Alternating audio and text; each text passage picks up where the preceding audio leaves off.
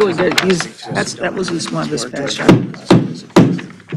So he's knowledgeable. Good evening, everyone, and welcome to the March 21st regular board meeting here at the White Lake Township Annex. At this time, I'd like to call the meeting to order, and I'd like you to stand for the Pledge of Allegiance. I pledge allegiance to the flag of the United States of America and to the republic for which it stands, one nation, under God, indivisible, with liberty and justice for all. Have I mentioned how much I love these chairs? If you would silence your cell phones at this time, it would be appreciated. Roll call, please. Trustee Smith, Here? Trustee Ruggles is excused. Clerk Noble here. Supervisor Kowal. Here. Treasurer Roman. Here. Trustee Powell. Here. And Trustee Voorhees. Present. I'm going to make an amendment to the agenda. We're going to strike item 8C and add item 10L. What is 10L? Looking for a motion? What is 10L? Right there. I'll make a Do you want to motion. put it on for the agenda? She's, 10L is the assessing vehicle replacement request. Okay. Thank you. And K, right? That's L. there's a K on 8C. already. Oh. 11C is what it Remove was. 8C. We're removing and 11's 8C. I have motion, I have support, all in favor? Aye. Okay.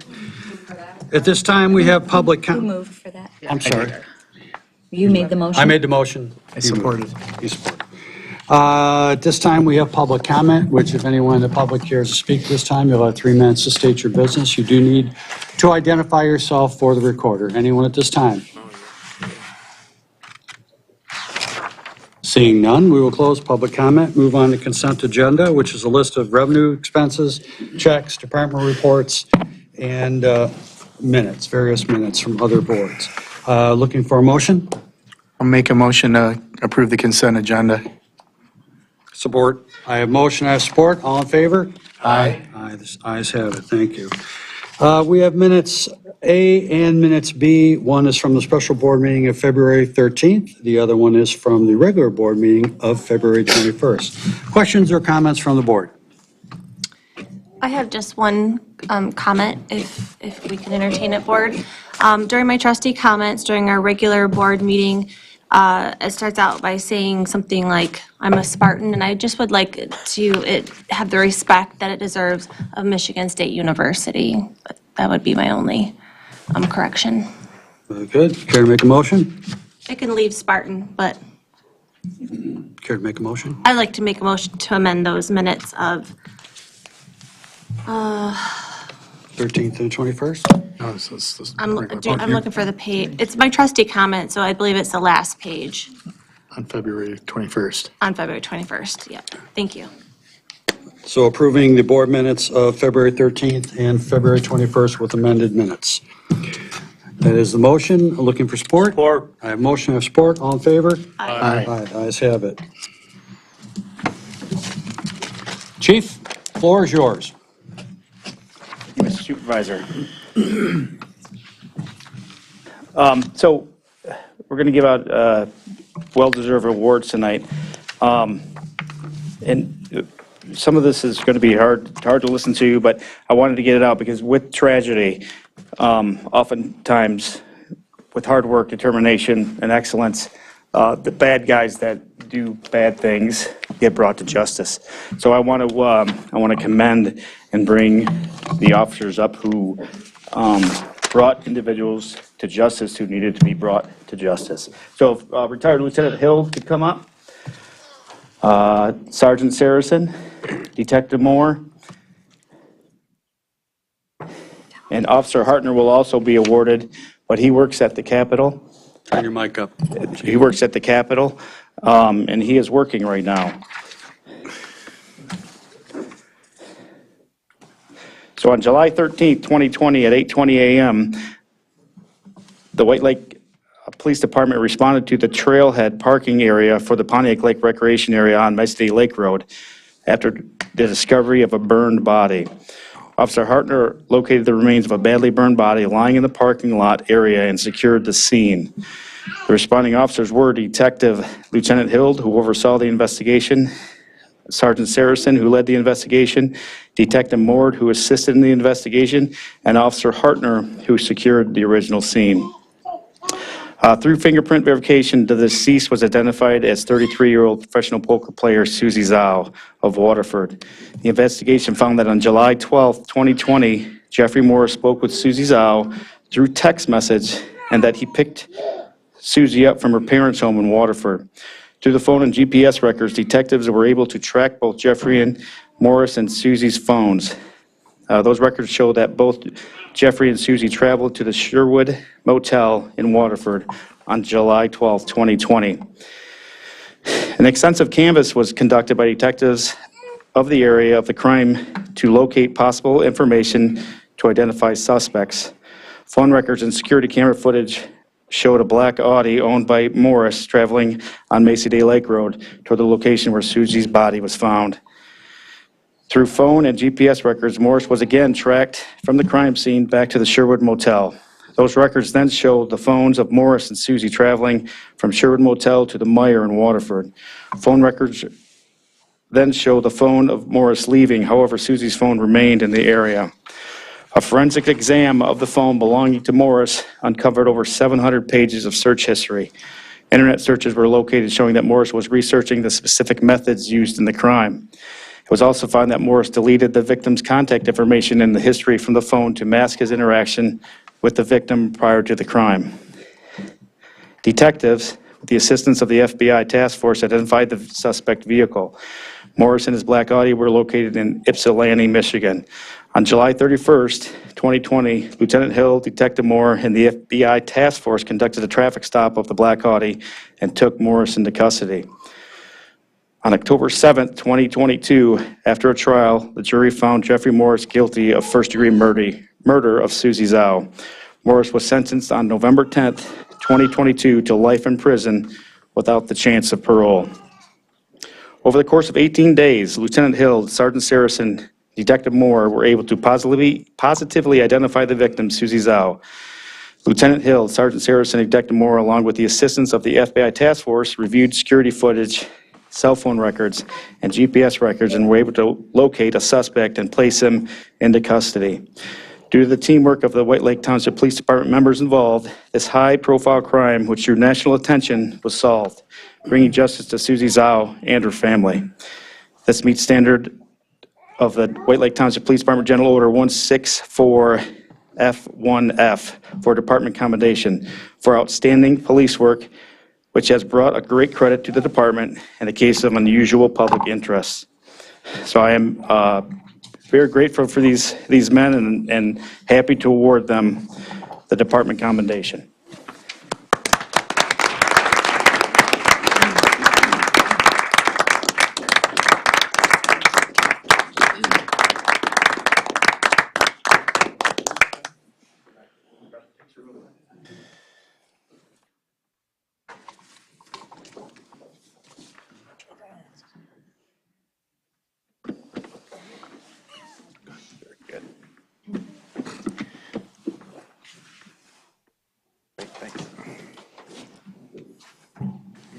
Thanks. Looking good. Hey, thanks. This work? This work?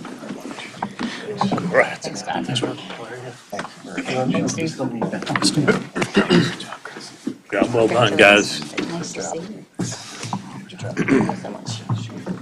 Thank you. Great job. Thanks, guys.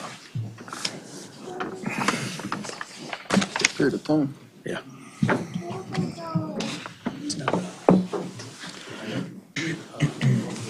All right, could Lieutenant Silverthorne, Sergeant Gondek, Sergeant Saracen, Detective Snow, Detective Moore, Officer Maceros, and Officer Hinman please come up?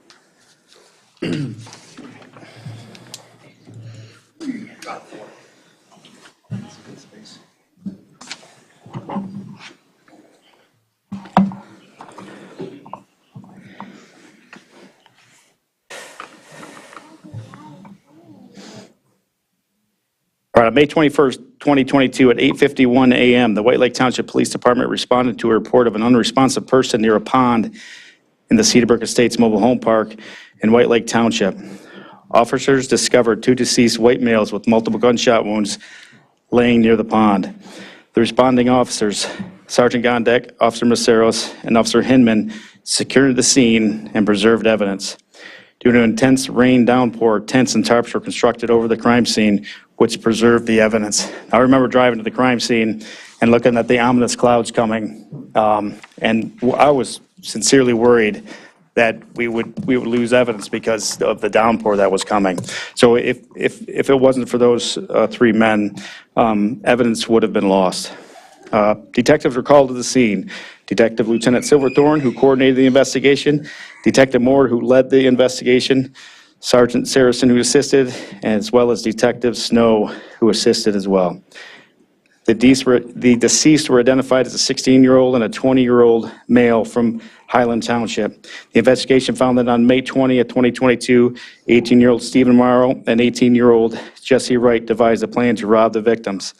They all drove to Cedarbrook and agreed to go to a wooded area of the park next to the pond, approximately 20 feet north of LaBelle Drive. While in the wooded area, Morrow drew a pistol from his person and fatally shot both victims. Morrow then got back into the vehicle and that was driven by Wright, and they fled the scene to dispose of the evidence. After numerous interviews of friends and family, a witness was located that led to the suspects. Sergeant Saracen and Detective Moore located, arrested, and interviewed the suspects, as well as recovering the suspect's vehicle. The investigation found that the suspects had disassembled the murder weapon and attempted to dispose of the evidence in Detroit. Lieutenant Silverthorne and Detective Snow spent several hours in an abandoned auto plant in Detroit recovering the murder weapon, which had been broken down into pieces and hidden in multiple locations. In the abandoned building, clothing belonging to the suspect Morrow that was worn during the murder was located, along with the property of the victims that had been burned in an attempt to destroy it. On February 6, 2023, Stephen Morrow pled guilty to the following charges and currently awaiting sentencing: 2 counts of felony murder, 2 counts of armed robbery, 4 counts of possession of a firearm and commission of a felony. On January 18th, 2023, Jesse Wright pled guilty to being an accessory to the crime and is currently awaiting sentencing. The investigation continued after the arrest of the murders to locate everyone that contributed to this senseless crime. Detectives found that Nicholas Pfeiffer, a friend of Morrow, provided the murder weapon and assisted in the destruction of the evidence the day after the crime. Nicholas was arrested on January 18th and is currently awaiting trial after being charged as an accessory to the crimes. The first officers arrived on scene at 8:51 a.m. on May 21st, 2022. At 3:58 a.m. on May 22nd, 2022, detectives arrested Stephen Morrow and Jesse Wright for the murders. Over the course of 19 hours, the crime was investigated, witnesses were interviewed, necessary evidence was obtained, and the suspects were located and arrested. As a result of the teamwork of the White Lake Township Police Department members involved, the high-profile Sears crime was solved in a very short time frame. Due to the thoroughness of the investigation, those responsible for the crime had no other option except to admit guilt. This meets the standard of White Lake Township Police Department General Order 164F1F for department commendation for outstanding police work, which has brought a great credit to the department in case of an unusual public interest. So I am happy and proud to give department commendations.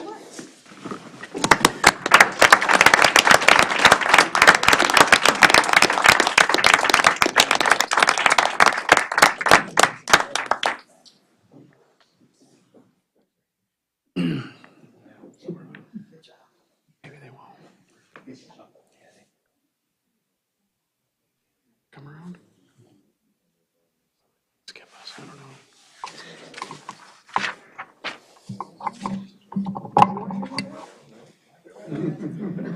Just open. You know, I don't think so.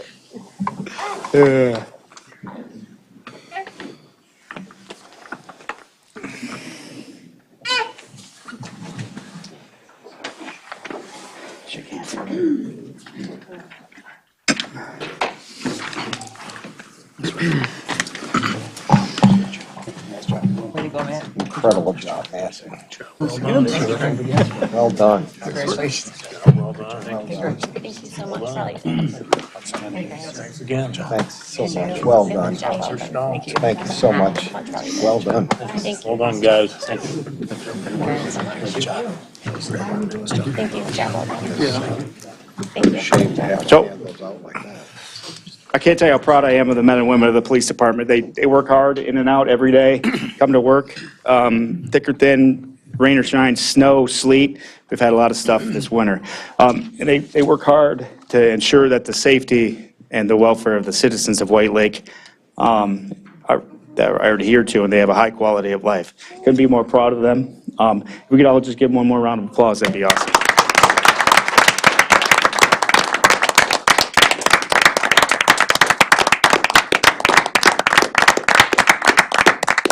Thank you.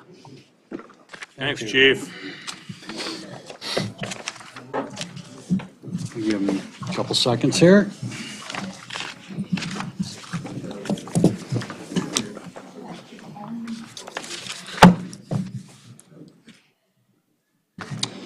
Next item is a public hearing. We are going to have a public hearing for the comment of the establishment of the emergency sewer connection 2023-01 Special Assessment District. The board sought out the program for the emergency sewer district program, and this is the public hearing that is required of it. We have done this multiple times, and the program has continued to be very successful. And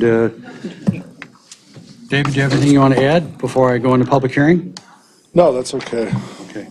I am going to make a motion that we open public hearing at this time for the hear comment, the establishment of emergency sewer connection, the 2023-01 Special Assessment District. Motion and support. Roll call vote. Supervisor Kowal. Yes. Treasurer Roman. Yes. Trustee Powell. Yes. Trustee Voorhees. Yes. Clerk Noble, yes. And Trustee Smith. Yes. Anyone at this time who would like to make a comment on the emergency sewer connection needs to come up and identify themselves. Public comment? Yeah, I think I actually do. My name's Dave Heber, I'm the assessor. This is just a public comment. There's one parcel on here that shouldn't be on here. Ah, So if we need to remove that now, I You don't, can remove it from the resolution. Okay. Right now, it's just the okay, public comment. fair enough. okay. Public comment. Any comment at this time? Seeing none, I make a motion to close public comment. Looking for support? Support. I have support from Trustee Smith. All in favor? Aye. Public comment is now closed. Yes, sir. Parcel 10924 on the resolution of Hillway Drive is in the process of connecting to the sewer, and we jumped the gun on putting it on this. Just hoping to have it done. Yeah, I was hoping to do that, but this will go on the next run. As you know, you go through this process twice a year with the intention, establishment, and What confirmation was the resolution. parcel number?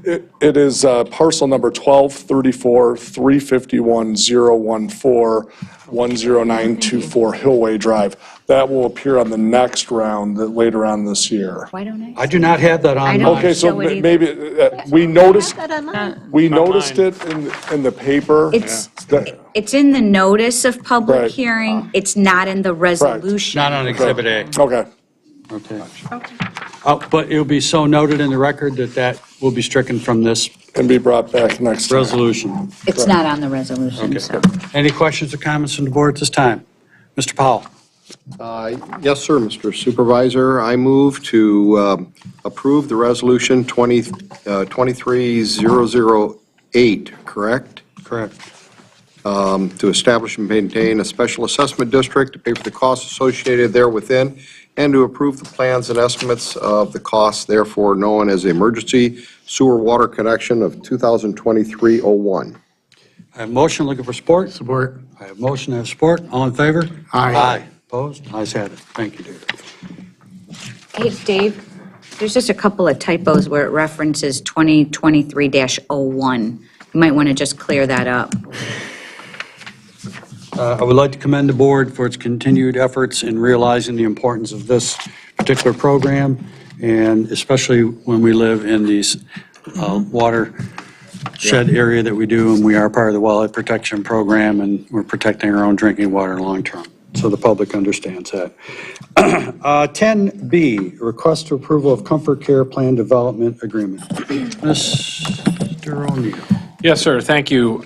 Before you tonight is the consideration of the approval of the plan development agreement for the Comfort Care project, which is actually on Union Lake Road between Hutchins and Cooley Lake Road, across from Boca Vina. We're immediately adjacent to the West Valley project. As you may recall, one of the conditions of their site plan involves having some reciprocal access and some utility connection to the West Valley project. They've come all the way through their planning process. They've done the design. Engineering is continuing to kind of work through some of the wrinkles that may still exist between these two plans. But the Planning Commission last week approved the final site plan with just a few conditions, and also recommended approval of the development agreement that's before you tonight. So this is the last step in the process. You'll probably see in the review letters that there are some outstanding comments, but the applicant has agreed to make those corrections. And so before you tonight, with the recommendation of the Planning Commission, is consideration of the plan development agreement again for the Comfort Care project. So in maybe taking action to approve this, I would also request that you allow the appropriate township officials to sign this agreement when it is in good order to do so. If you have any questions for me, I'd be happy to answer them. Doug Bohm, who is a representative for Comfort Care, is here tonight if you have any questions for him. Any board members at this time have any questions on this? I do. Smith. Question, comment, and if you remember a few years ago when we were on Zoom together and we were talking about the development that was happening across the street, and myself and with some support from Trustee Powell, we talked a lot about needing a turn lane, a passing lane, a widening, something there for safety for turning in. And the development across the street at the time did not want to do that. And we just could not get that accomplished at that time. And we kind of left it as we knew that future developments at that time were coming in across the street. And so I don't know if that was just kind of forgotten about or what can be done at this stage, because there is a crest there. It is a dangerous kind of area to have a lot of new traffic turning, and there's no shoulder or turn lane or anything in any of these plans. Do you recall that conversation? I do recall the conversation. I'm just trying to bring up the plan from the Planning Commission packet. That was not something that the Road Commission had picked up as a requirement. Look here. The development on Boca Vina side was unwilling. And then we kind of knew that a development was coming across the street. We were hoping to ask for them to So do I something think, along those lines to make the road safer to be able to turn there. so I think part of it, and I don't want to, I don't know if Mike has anything to add to this from an engineering standpoint, may have to do with the driveway location. The driveway is pulled all the way, as you can see on the screen, to the north side of the site and away from the area that you were talking about, kind of near Boca Vina, or you can even see Independence Village driveway right across the street here. So they have a taper at this driveway, you can kind of see it, but they weren't making any road improvements near the vicinity of, I guess, the West Valley project, which is, I think, the one that you're talking about, that's on the west side of. West across- Valley's on the Boca Vina side? Lake Point is actually on the Boca Vina Okay. side, on the east side. So on the west side, where this is at, West Valley kind of comes around the west and the south side of this project. I think that was the area where you had a concern. I think it was the West Valley site plan, the southbound lane, and they're not making any improvements in that vicinity, so I don't. No, nobody, my point is nobody's willing to make any improvements in the area. And we're creating 3 new developments very close together that will have additional traffic on Union Lake Road that's already congested, that's already not wide enough, that's already not handling our traffic in our community well. So a couple years ago, when we were talking about the first project, at some point in time, we were hoping that something could be done with that section or area of road to have a turn lane put in or something to make it safer for our residents to travel that path, especially with the crest, because then you have low visibility. I remember the developer of West Valley saying that some of the property For that, Emerine was the representative, and he just refused. well, and I think some of it had to do with that passing lane was going to begin on the frontage of this property. If you look kind of where the arrow was, I think somewhere in this area. And there's quite a grade change as it moves further south onto West Valley, as the road moves further south. And I think at that point, I remember him talking about, not having the ability to improve all of that frontage area because some of it was on someone else's property. And I think he had made the comment, for whatever reason, that at some point when the property next door to them develops, then they may have to. And I think if the driveway were in that vicinity, I think that would be the case. But because this applicant has pulled the driveway far away from that area of the site, it never really came on the radar for the road commission. It didn't come up in our engineering review because it wasn't kind of in that vicinity. But Well, I just worry it's because maybe our comments got forgotten along the way, because we were on Zoom and it was several years ago, and then we had hoped that the new, the next development would kind of do something. And forgive me, I can't see what you're referencing, and that's not in my board packet, so I yeah, don't know if you this- can blow that up or circle the driveway, can- or I don't know, but. I can certainly. So here is her driveway across from Concord. Here is the Independence Drive entryway. Okay, And then here is the south end, and I don't know if this is sort of where the grade starts dropping off the side of the road. And, this is the area we're talking about, I think further down toward, to the south toward West Valley's entrance. That is where I think the passing lane was discussed. I certainly recall the discussion, but when they didn't put a driveway or do any I guess I can't answer exactly why the road commission didn't bring it up as an issue, and it's sort of. no, but I just remember, several conversations with this board being concerned that could become a very congested area, or visibility could be an issue.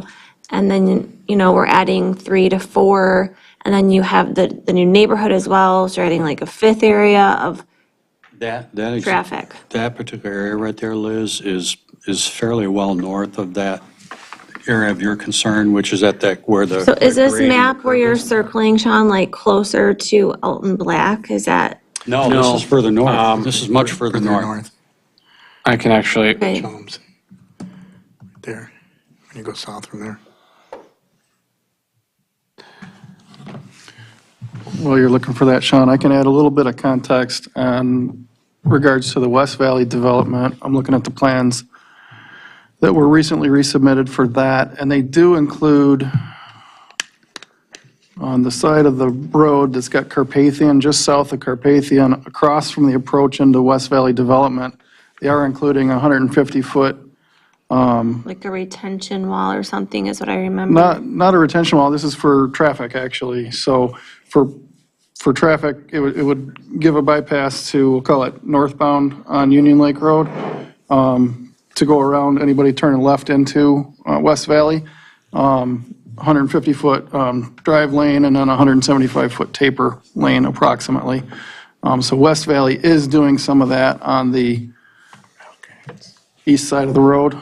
And I believe, Sean, correct me if I'm wrong, but I think that Lake Point was in the process of moving their drive, and we just haven't received those plans yet. Lake Point maybe moving. There was a heightened awareness of it by the road Okay, commission. if they move their driveway, that could be significantly helpful. So to show you kind of where so here's Concord Drive at the far end, north end of their site. Then here is Independence, the drive into Independence Village, roughly at the middle of their site. So if we come over here, roughly the center of their site, if you can see the arrows right here. So their site ends right about here, Okay. kind of where the D is on Union Lake Road. And then West Valley's entrance is across from, Just south of Carpathian. it's south of Carpathian, so it's kind of right down here. Yep. And across from that drive is where they're adding the additional bypass lane on the east side of the road, north side of the road, however you look at it. Over here, Yeah. yeah.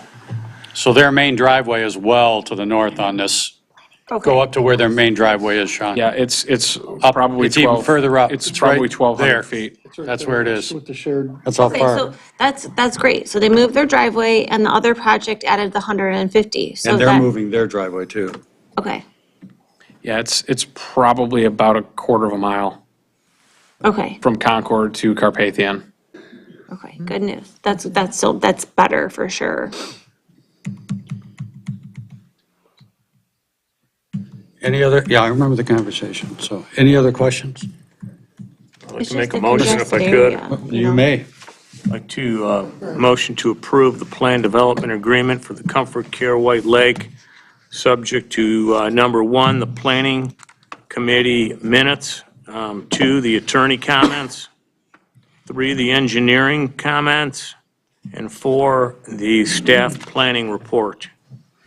Motion, looking for. I think that Mr. O'Neill also asked that it authorize the signatory once all of the comments have been satisfied. That's correct. And I'll add to that motion to approve all signatures that are required once everything else is met.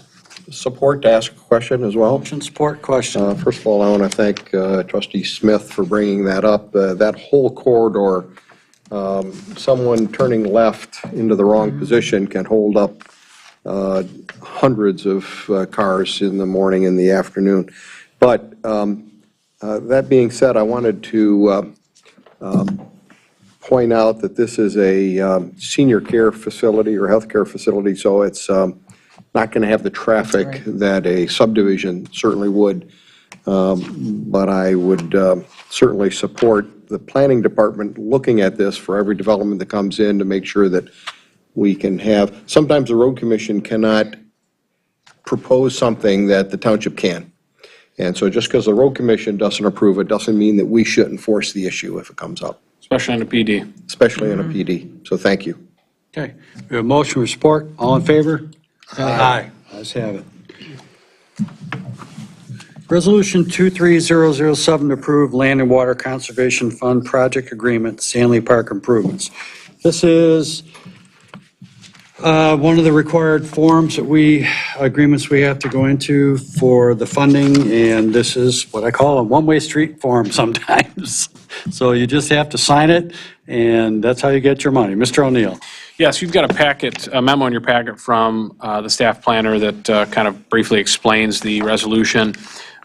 This is the last document that's needed prior to funding, and it requires both your approval and then the authorization of the signatory. So it is a boilerplate resolution. We use their sample resolution template as the memo states. And again, it's accepting, we've got to pass this resolution to accept the terms of the project agreement and commit to the $500,000 match. Of course, this board did go on the record and say that they may add additional funds to take care of some of the improvements as they may deem necessary once all the bids come in. So you're certainly available to use further funds to develop the park, but it must at least meet the $500,000 minimum match. So if you have any questions, I'd be happy to answer them. Otherwise, the standard resolution is before you for consideration. Questions, comments from the board? Mr. Roman. I'd like to make a motion, Mr. Supervisor, to approve resolution number 23-007, acceptance of Stanley Park improvements, project agreement, and to commit to the $500,000 match. I have a motion, looking for support. Support. I have support from trustee Voorhees. All in favor? Aye. Aye. Opposed? Ayes have it. D, request to purchase a new vehicle for Department of Public Services. Our hearing has come before us to get a different type of utility truck, which will allow us to perform jobs much easier and ultimately allow us to get a little pillar crane, I believe. Yes, thank you, Mr. Supervisor. So, yeah, we're finally up to full staff. We had our third water operator, Nicholas Brown, started on the 13th. So we are short a vehicle. And so this is essentially a pickup, a regular 2,500, 3/4 ton pickup truck that's got a service utility box. So we looked at this vehicle a couple of different ways. For the past few years, we've been talking about getting a light-duty crane truck similar to what Oakland County Pump Maintenance uses for grinder, station maintenance, or hydrant repair. Those trucks are difficult to find. We weren't really able to find a reasonable price on one of those trucks at this time. So we also looked at just going with another Ford F-250, regular Ford F-250 3/4 ton pickup truck, similar to the maintenance truck or the gray truck that we got for the code enforcement officer a few years ago. Turns out those are not really available. We were able to get a hold of my deal pricing through one dealership called Gorno Ford, but the truck wouldn't be delivered till sometime this summer or early fall. But they weren't 100% sure what they were going to get or when. As luck would have it, I was driving north to a robotics competition. I drove by Bowman Chevrolet, and lo and behold, they had a Chevrolet Silverado that you have pictured in your package here with this 8-foot service box. So that's 8-foot bed sized correctly to carry Watergate keys and the types of tools that we use. This truck down the road, if we wanted to add a crane, if budget would allow, we could easily do that. They did offer us $8,000 in trade for the 2017 PD Interceptor that I was driving, that we were getting ready to auction. And they also offered us the government discount on that truck. So I'm requesting the Township Board to approve the purchase of this Chevrolet truck from Bowman Chevrolet. The truck was $48,021.24. After the trade, the truck is also going to need to have township graphic and emergency lighting put on it, as well as probably undercoating. So asking the board to approve this purchase not to exceed $55,000 and authorize the township supervisor to execute any documents associated with the purchase. And I'd be happy to answer any questions if you have any. Any questions at this time from the board? Yes, if you're getting rid of the vehicle that you're driving, what will you drive? If you're called out in the road or called out to the field, sorry. I am actually taking another PD Interceptor from Okay. their batch going to auction. So I'm going to have access to one of those vehicles. Mine has been, the 2017 Interceptor has been pretty much deadlined for quite a while now, as it needs new tires and it needs upper and lower control arm Yep. bushings. So that was about $4,000 in repair bills. We didn't want to put that kind of money into a vehicle that had 87,000 miles. So they have a 2019 right now that's going to auction, and I'm going to take that vehicle. Supervisor and I are hoping to negotiate the price with Dan, but it's basically under 10K. But it also needs tires and some work, so there's, And that's still not your most optimal vehicle, but it works for you at the time, correct? To have in order to get, you're okay with still getting a PD vehicle as your main vehicle? well, this is not for me, this is actually for my operator. What Okay. I'm mostly concerned about is that my guys have the tools that they need to do their work. I'm willing to drive the PD Interceptor if that's what it takes to make this work. Okay. In a perfect world, if, we're just talking hypotheticals, it would be Absolutely. great to have a vehicle that I could have tools myself in. I am still on call, and so I do often have to respond to emergencies as well, but, like I said, I can make that work, and if I need to call in somebody else, if they need bigger tools, then we can do that. Okay, thank you. Okay, other questions? I have one. Aaron, what's the approximate cost of that beam crane? Well, I have one model that we looked at that was 6,000. I've recently discovered another model that I kind of like better, but I haven't gotten cost back on that. Okay. The only reason I bring that up to the board is that we've had a few instances where we've had people run into the fire hydrants, and I don't know about you, but I personally know that I've tried to pick up the head of a fire hydrant, and I know that I'm not going to do it anymore at my age, that's for sure. And if it's got a stem attached to it, it's even more difficult to maneuver. And my biggest concern is that when we do some of these repairs, of which we have done, and I'm concerned about the health, safety, and welfare of the workers who are out there, anybody throw out their back or, pull anything apart. So I would like to see somewhere in the future, near future, that you give that consideration and bring that back. And I think it would be a good tool, because then we'd have a truck that could actually do a variety of different things. And if you're doing PRV and you've got to pull assemblies out, you can lift it right out of the hole with it. That is the goal ultimately, and that's the reason why I wanted to go with the service box rather than a regular pickup truck box. So yeah, the top above-ground portion of a fire hydrant weighs about 300 pounds. We disassemble and repair somewhere between 10 and 20 fire hydrants a year. The only way that we can do that is to completely disassemble the hydrant into the smallest possible components. That being said, we've got neighborhoods like Twin Ones, Suburban Knolls, Village Acres that have 1960s or late 50s models Mueller hydrants. Well, they're all one piece. The bonnet's like that tall and the other part's like that tall, so you're only going to get it so small, and so then it becomes a 2 or 3 guy job to get the hydrant apart safely and reassembled safely.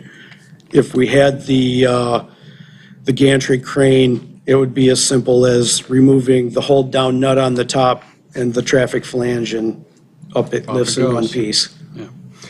So that's just something I would like to call to attention. Mr. Powell? Whoop.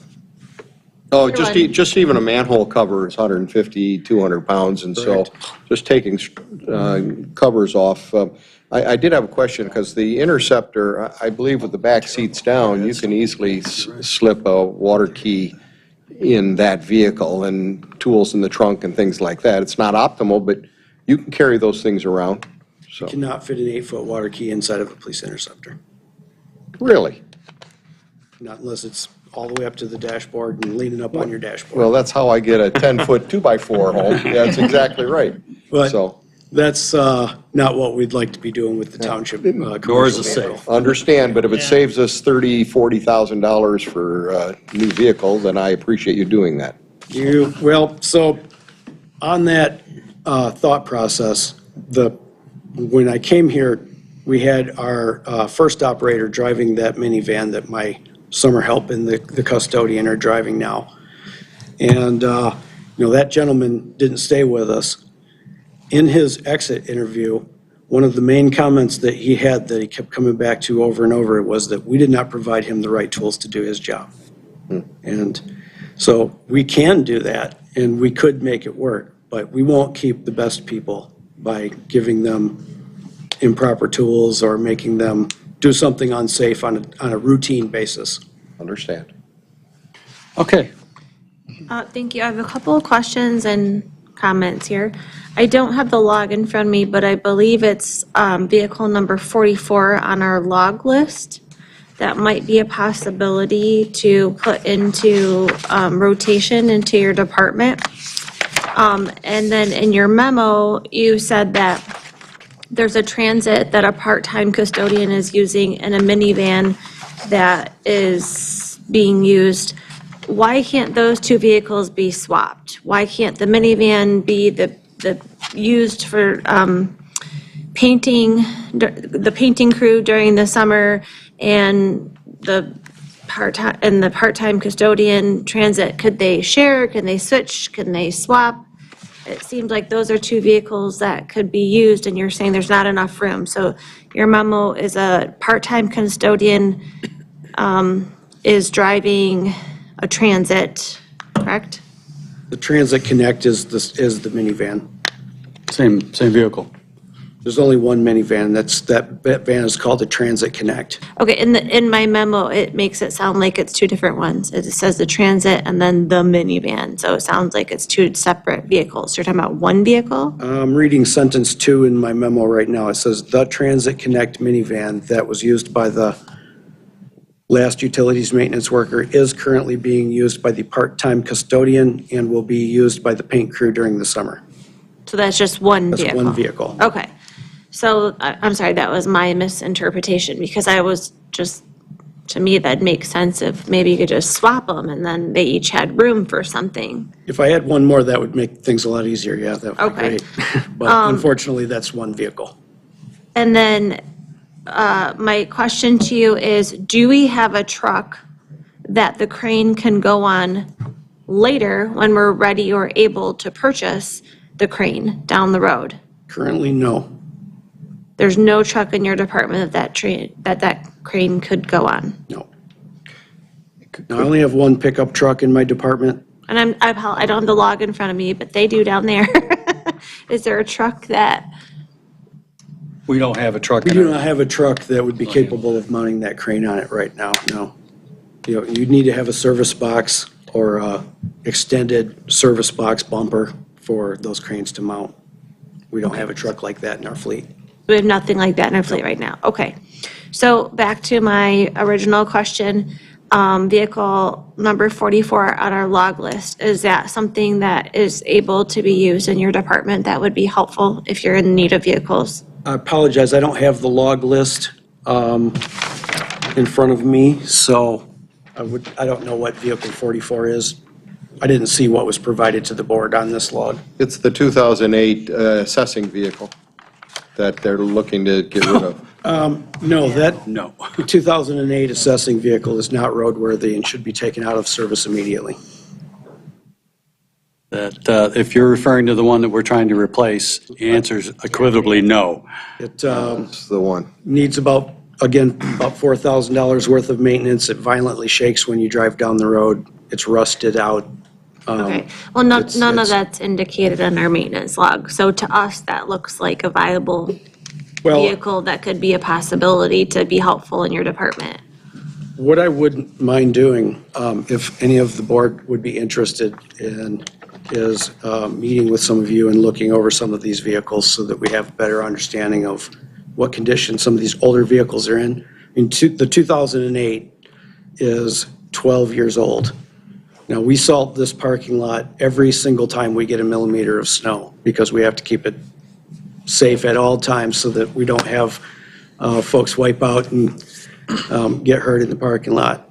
You know, no matter how well you maintain it, you know, at that age, they're just going to get rusted out. Now, I personally also own a 2008 Ford Escape that, unfortunately, my daughter is going to be forced to take that out of service this summer as well because that model year of car had an issue with the inner fender on the passenger side rusting out. The shock tower is mounted to that. I've replaced mine twice already on her car. And when I got under there the other day and looked at it, her whole frame is rotted out on the bottom. So I really can't even find any solid metal anymore underneath that vehicle to mount the aftermarket shock tower onto. So, you know, even on my personal vehicle, which I wash religiously, I mean, you guys see my Subaru sitting out there. I always keep my cars clean. Our work vehicles and DPS are always clean and in good condition. But they just, I mean, that salt gets up in parts where you can't get to it. And at that age, they rust out. And once they get like that, it's not worth putting that kind of money into them.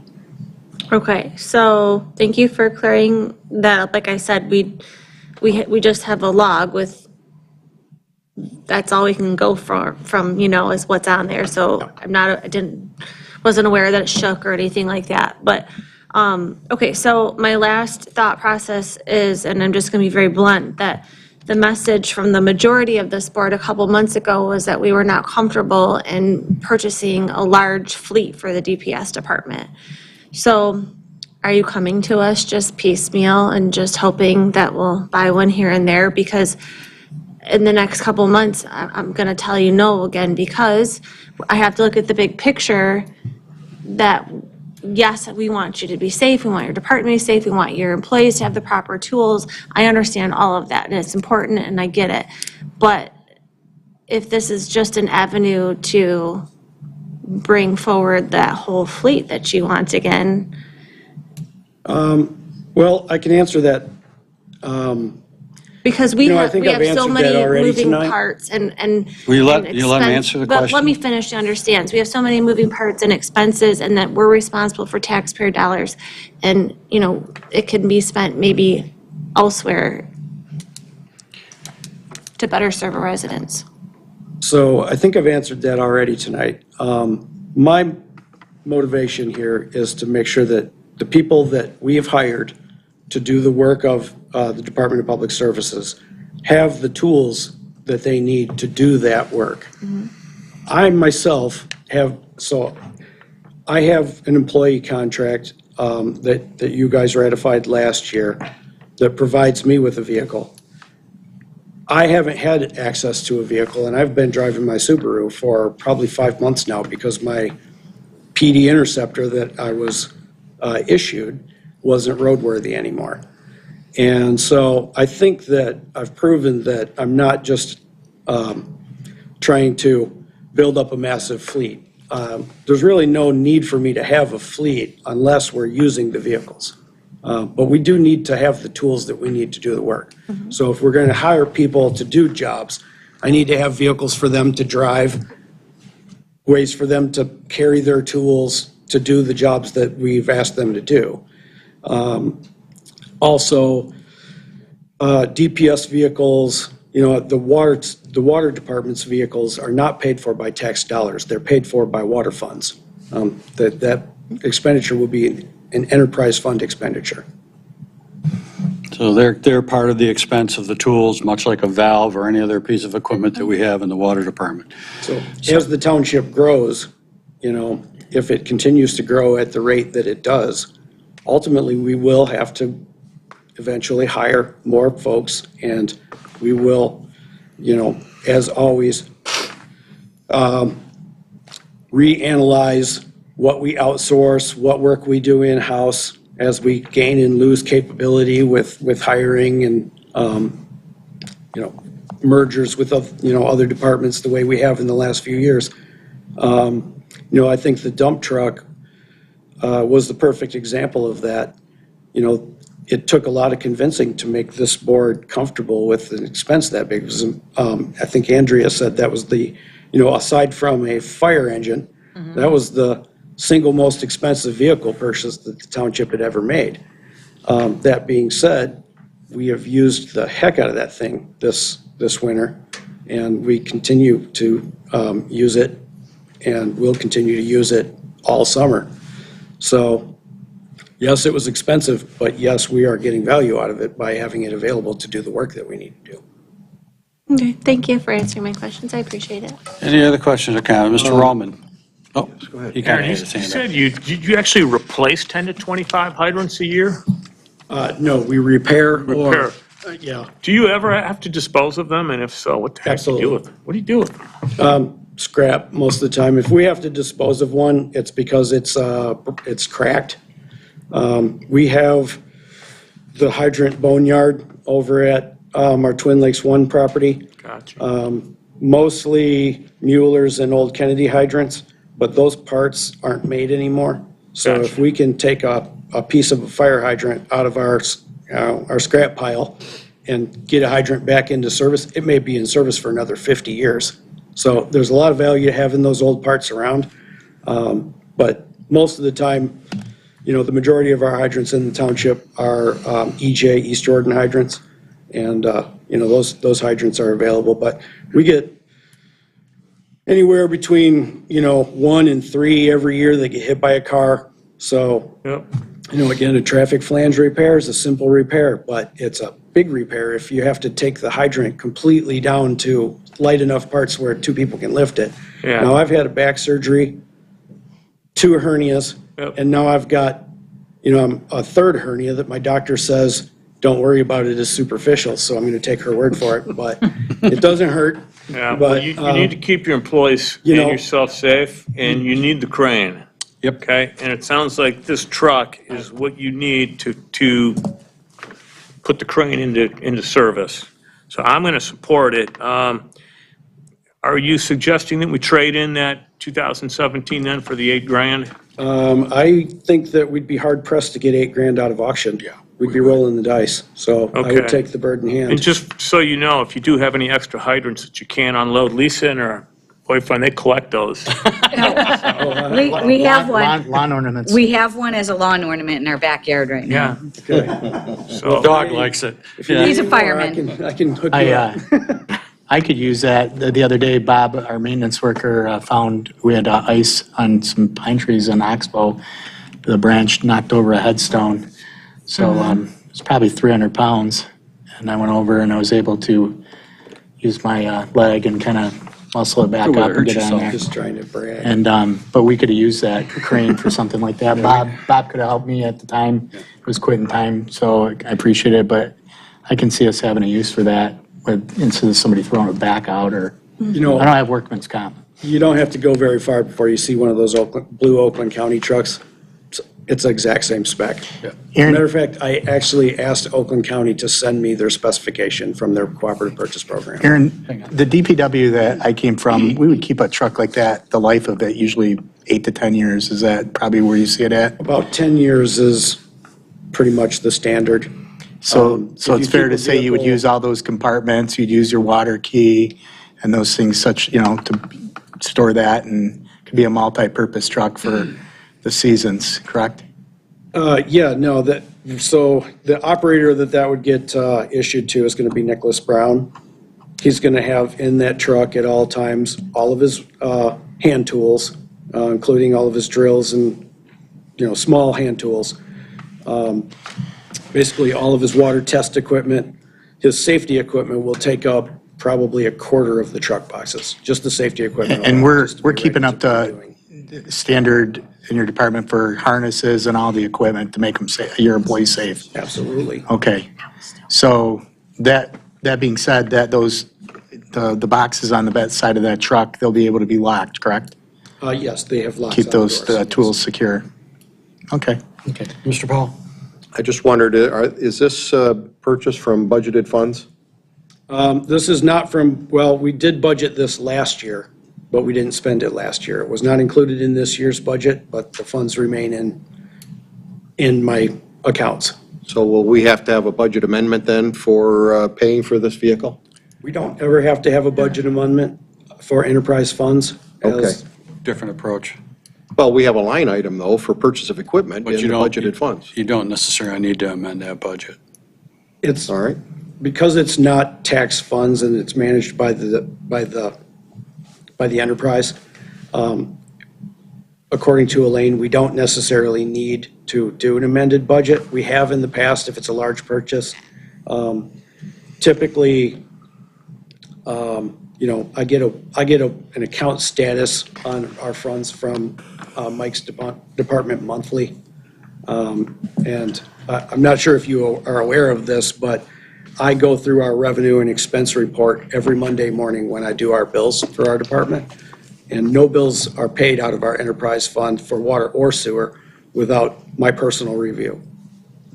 0 bills are paid out of our funds without my personal review. So this money will be transferred from the savings, the enterprise fund savings account then? It's actually just going to come out of operating fund balance. There's okay. significant operating fund balance currently, Which is this, okay, not an issue. layperson savings account? Yeah, Okay. not an issue. Mr. Roman? We do have a separate savings account for operating, okay. for capital improvement, but we are carrying a sufficient balance in our operating funds to make this purchase. Okay, thank you. yeah, Okay, Mr. Roman? Supervisor, in an effort to move in the direction of keeping our public service employees safe, I'm going to motion to approve the purchase of the Silverado 2500, not to exceed $55,000, and to trade in the 2017 PD Interceptor for $8,000. I have a motion, looking for support. I just have a question. Where do you see the 55,000? I see 48 on mine. I think that's what the trade-in, That's what the trade or is. no? No, that's for 55 the was on my specs memo that he needed. to include the cost of the undercoating, the Okay, but township we're gonna, graphic. and you included in the motion, we're going to do the trade-in? Yes, he did. Okay, perfect. Okay, we have a motion. I will support that motion. I already did. Oh, I beg your pardon. Andrea supported. All in favor? Aye. Ayes have it. Thank you. Next item. Thank you, Aaron. Thank you, Aaron. Next item. Dave, are you running away yet? Resolution 23006, approving the West Nile virus. This is an annual event that we do, and it is for the betterment of our community. The grant expenditures won't exceed $10,858. The township will come up with $5,429, and we do this as a preventative measure for the Zika virus for the public that may be out there and not know exactly what this is. We try to keep those mosquitoes down as best we can. Anything you'd like to add to that, Mr.? Yes, same expenditures as last year. It's a 50% matching grant for a disease prevention initiative.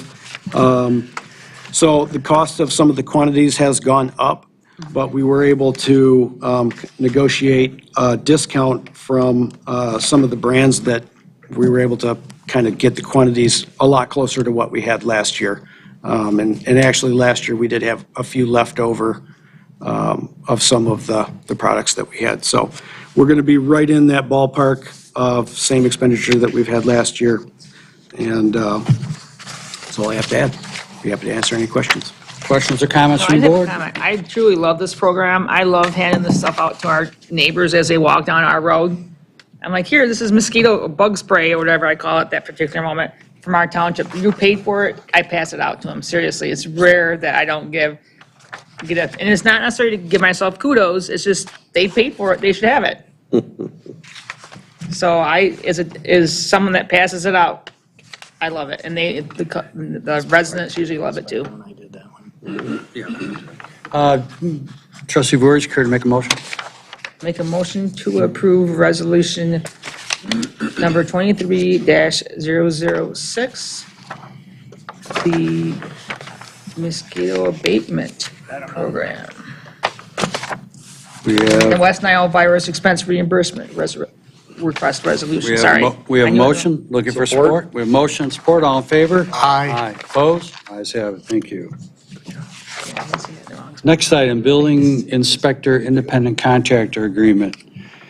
In reviewing some documents internally, it came to the attention of the clerk and So others that there need to be some updating done. So Supervisor Kowal, came across this, just perusing through some contracts, and I spoke with our in-house counsel, and we identified quite a few things that could open us up for some vicarious liability.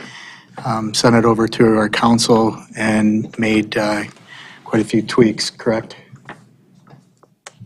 Counselor? Yep, we rewrote the agreement. Yeah, rewrote it. completely. It would have been redlined to death. So Lisa did a great job going through this. We did, I didn't go back to check it, but make the payments bi-weekly as we're being paid bi-weekly. I sent the revised draft, and Trish said she thought you already made I that thought change. I just double checking. Yeah, there it is. On a weekly basis. Bi-weekly, we get paid bi-weekly, every other week. Contractor shall provide township with an itemized list of work performed and hours worked on. The township shall pay contractor within 30 days of receiving all required documentation. So that gives you some cush, but it's within Okay. 30 days. Because building official Nick Spencer kind of picked that out, and there was one other thing that we corrected, correct? Yes, it was the payment schedule and also the wage scale or rate schedule that needed to be updated, so, which was approved by the board a couple months back, so. And what it does is it shores up a lot of the liability, making sure that we can check their insurances and. And you did run this by Craig Manser. Yep, who- and we ran it by Who made some changes, so we tweaked that language as well. Okay, well, housekeeping is a good thing to do from time to time, and these things are important. So the reason it's brought to you is so that you can approve the template rather than bring a new contract to you every time there's a new contractor. Makes sense. Okay, any other questions from the board? Looking for a motion? Supervisor Coe, I'll make a motion to request to approve the template for independent contractor agreement and building inspector. I have a motion to approve the building inspector independent contract agreement template. Looking for support? Support. I have support from Mr. Powell. All in favor? Aye. Ayes have it. Next item, we're going to go on an island cruise. Okay. If all of you remember, we were here, this board had the objective to meet the dangerous building needs that were based on Gale Island. Through that process, lien was placed on parcels. Through that process continuance, the property was forfeited in Oakland County. We were offered the first opportunity. We retrieved the property to protect our interest. And I have met with Mr. Powell and Mr. Roman, and we actually have, and Mr. O'Neill also, excuse me, and looked at the logistics of that particular island. The term sins of our grandfathers really kind of sticks in my head because that thing was diced up more than a charcuterie plate, okay? It would just, so we had to sit there and have a meeting and kind of put some practical application of putting the property lines back in some sort of order that would make the lots more conforming, more buildable, and in turn more desirable for future sale, of which we are planning to do once this is done. The proposal before you takes all of this work into consideration and breaks it down. It also shows some of the reconfiguration of which we could elaborate that, but we try to come up with the best possible parcels that we felt would work. And the group that reviewed this was in concurrence, and we're bringing it before this board to approve this service, the scope of work for this particular project for $18,700 so that we can move on to the marketing of this particular property and the township get its money back. Mr. Powell. Mr. Supervisor, I'm just wondering, and maybe our township engineer can help me, I don't understand the reason for the topographic survey. All the other costs are absolutely necessary for splitting and selling property. But a topographic survey is something that's done for a proposed building or an improvement. And I don't know why we need to pay for a topo. Well, it is the board's option, I guess, to, take a look at that and decide whether or not we really need it. My only concern is that, depending if it's a floodplain item or something that we make people aware of when we sell the property, we have to disclose the information, and the only way we'll know that is if we have that done. Oakland County has all that on their website, and so certainly close enough to set finished floor elevations and grading for plans, and so that's $5,000 that I don't believe we need to spend. Mr. Olkin. Yeah, I mean, it's included because we were asked for it. But if that's something that you guys want to take off the menu, if you will, I mean, that's certainly going to cut down the work that we'll have to perform. Right. And I don't have an issue with that. I think the idea was we were going to give you some representation of buildable area based on the topo survey. If that's not in your interest, then we can take that off the plate. Yeah, it's so cut up. Anybody that buys it is going to be doing that due diligence, and they'll use the Oakland County plat maps or the property maps to be able to define that and the floodplain elevation, so. Okay. I mean, I'm not opposed to it, necessarily. My thought was it was $1,000 roughly per parcel to, assure people what their elevations are and things of that nature. But, yeah, your point's well made. Okay. Yeah. So, any other questions from the board? Yeah, Mr. Oh, what we're proposing to have DLZ do, that is not going to finalize the actual property lines of each parcel, Rick, is it? yes, it is. It will define them. Oh, it will define them? As approved by our assessing Our department? Absolutely correct. Okay, so I had a question, probably easiest if I just show the supervisor. Remember this lot in blue, we had talked about possibly bringing that down just a little bit? We Did will have, we're going to look at that as part of this process. This is not 100%. Okay, that's what I was trying to figure out, so it's not. Remember the blue 100%. line you were talking about, making Yep. that one a little bit bigger? We're going, once we actually get a little bit of a number, Yeah, we were talking about bringing this down just slightly to make sure To it make had. it to even it out. Get our width increased. a little correct, on bit. that one lot. Mike, we really can't determine that because right now, we don't know what it is existing.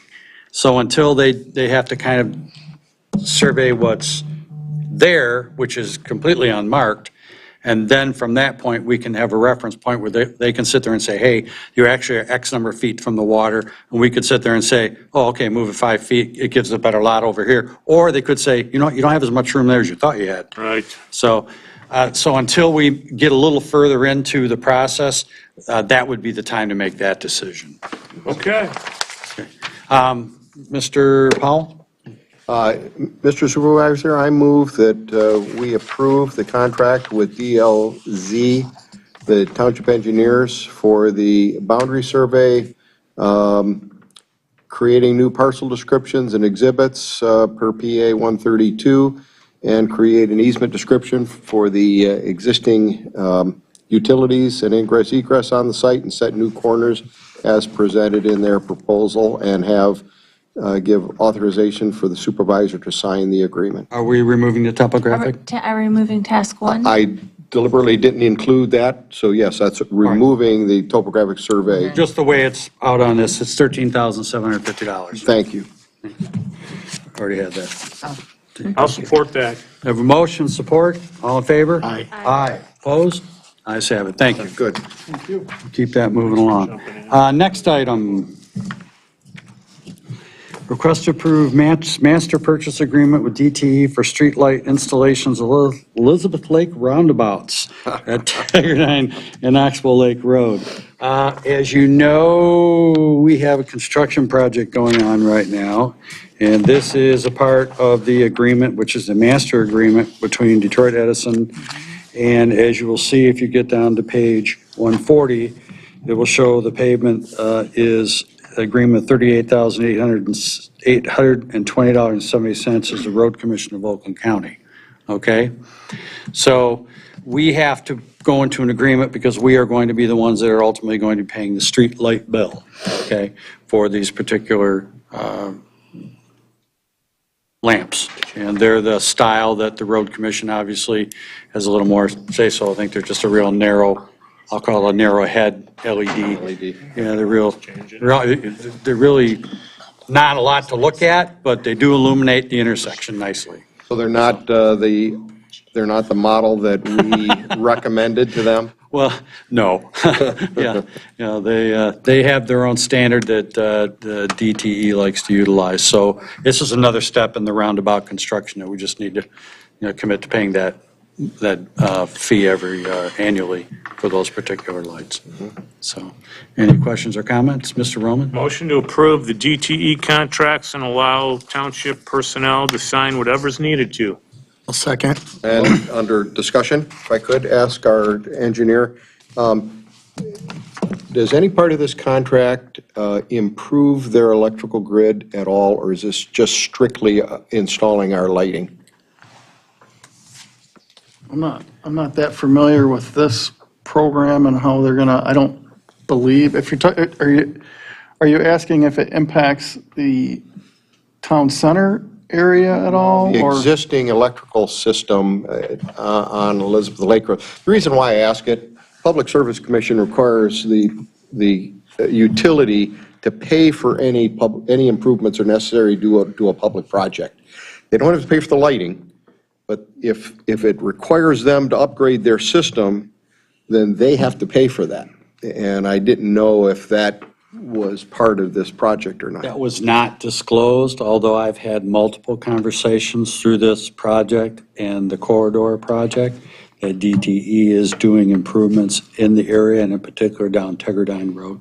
Okay, and then we're not paying for any of that? No, that's part of their plan. As a matter of fact, when we revealed what we were doing there after one of the higher level meetings that we had with it, they were very appreciative that we let them know what we were doing, and also we have submitted to them the plan for the road, so they are in possession, as well as Consumers Power is in possession of the plan that's been submitted to the Road Commission, so they can make whatever necessary improvements and/or transformer locations and suggestions for the improvement of the power in that particular corridor. Okay, good, yeah, and as you're going through the project, just make sure that if they're telling you they need to do their own improvements, that's their cost, Right. not ours, so thank you. Correct. Okay. We had motion.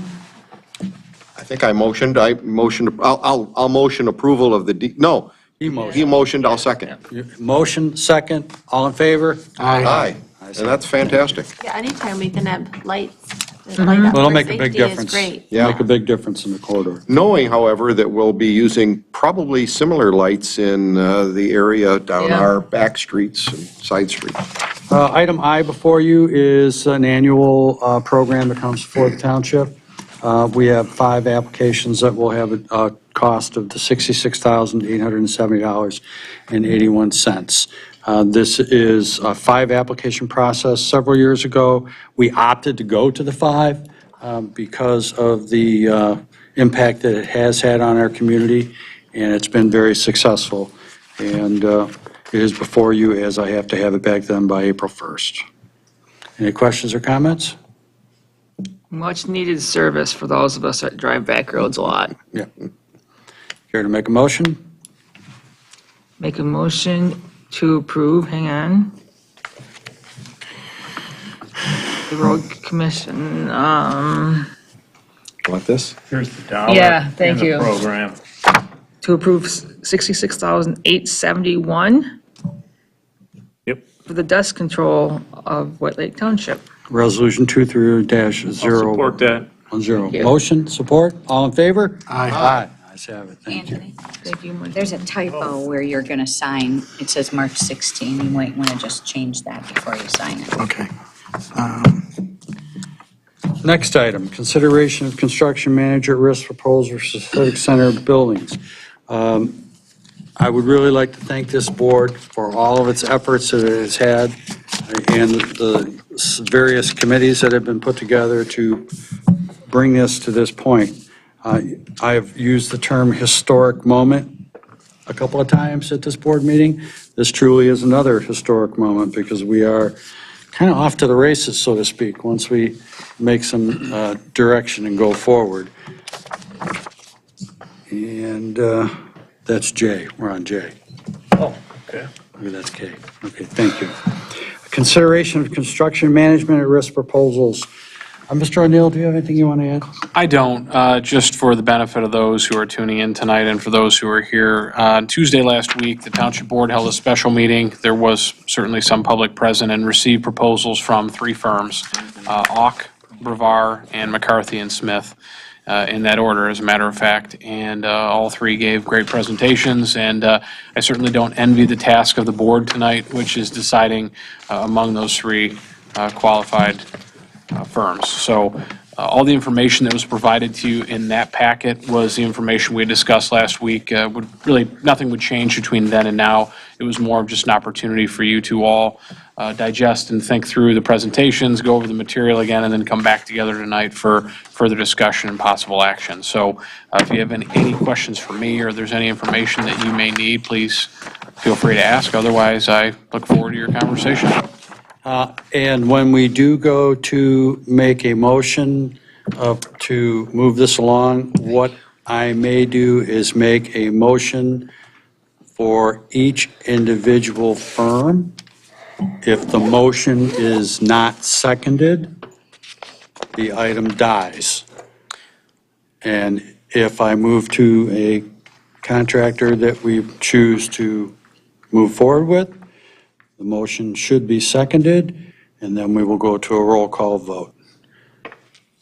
If I could add just one thing, at this point, similar to when you approved the proposals from the architects, you made a decision, you approved a proposal, and then you authorized the committee to go and negotiate a B-133 agreement with the architects. In this case, the agreement, the AIA agreement is an A-133 agreement, which you would be instructing the staff and the attorneys and the other consultants involved to negotiate with the CMR, as well as an A-201 agreement, which is an agreement that documents and lists out all of the general conditions that are associated with the construction project. So again, I would assume then that the same committee would get together.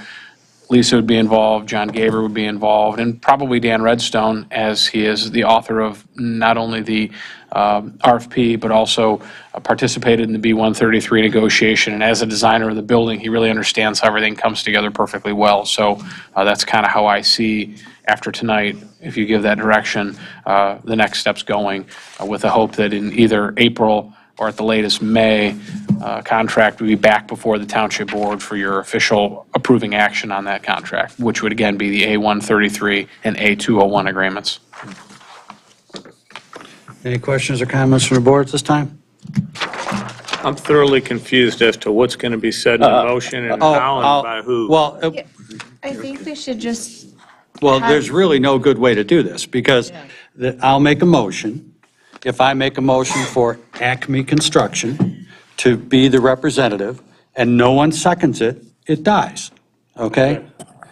Then I will move on to the next. And if someone seconds it and it goes to a vote, and it carries or not, we'll go from there. Okay, so your motion is going to mention staff and attorney negotiating with these docs? It'll be part of You're going to mention it. all that as part of your motion? That'll be part of it. Okay, Yeah. gotcha. but you're choosing the order, which may dictate the outcome, Not necessarily. Yeah, I agree. But possibly. but possibly. Well, it So was I submitted to us in alphabetical order. I Don't- intended on using Mr. O'Neill's. don't think we should handle it that way. I don't see why not. Any suggestions, Counselor? I presume you talked to somebody and this is what you've thought about. Yes. I don't see anything wrong with it. Okay. It's not how we've done things in the past, which is kind of why we're all a little taken aback by it. But there's nothing wrong with doing it that way. If he wants to make a motion and no one supports it, Yeah. then another motion is made. And that'll get us used to doing that. No, I'm not by any means, Then someone bring forward a motion. well, I'm like not by any normal. means insisting on doing it this way. Understood. I just felt that they were presented to us in alphabetical order, and I thought I would go through the process as it was presented to us as the presentations were done. That was my only thought process.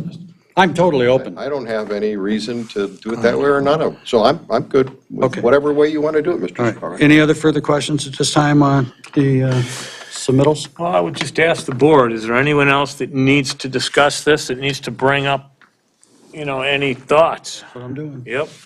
I think that's important. And if nobody wants to go first, I'm not shy. So, You're not?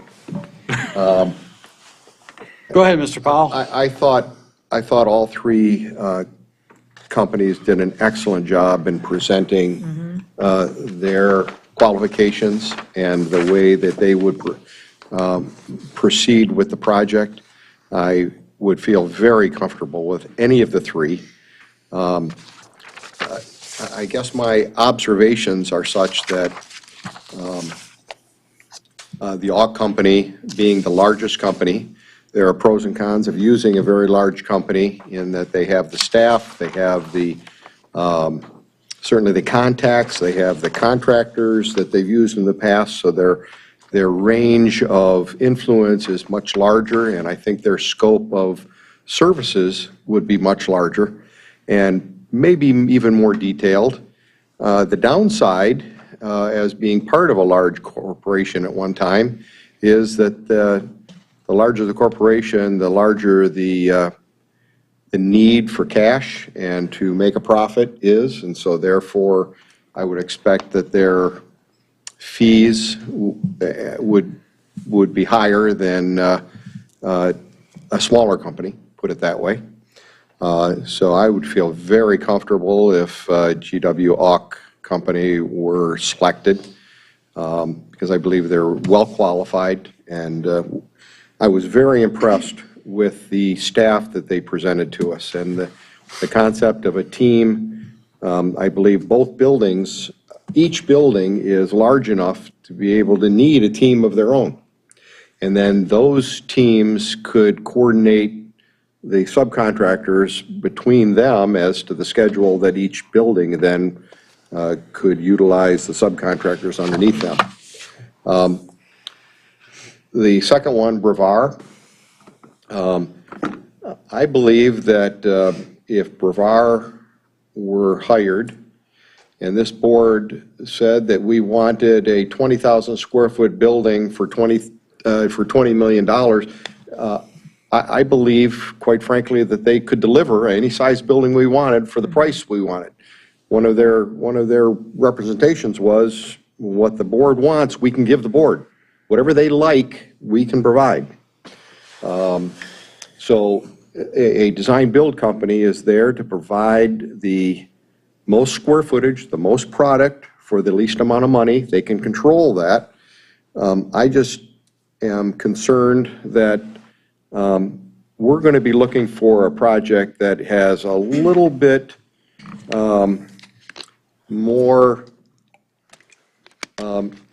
impressive fixtures or a little bit nicer conditions than it might be the difference between a pole barn and a heated indoor riding arena. All right, so they'll provide the square footage for what we want, but we may not like the feel of the building if we hold their feet to a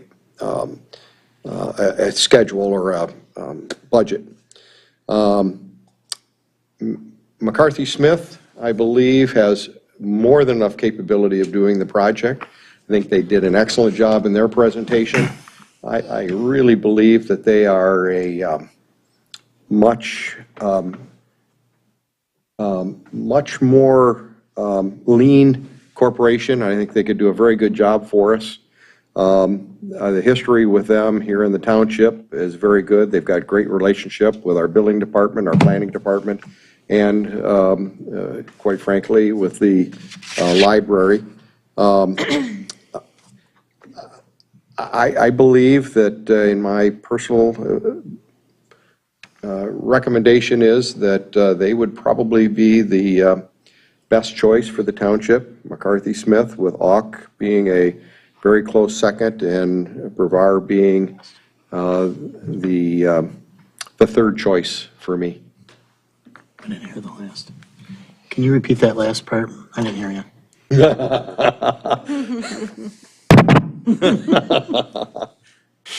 Okay. Anyone else? Comment?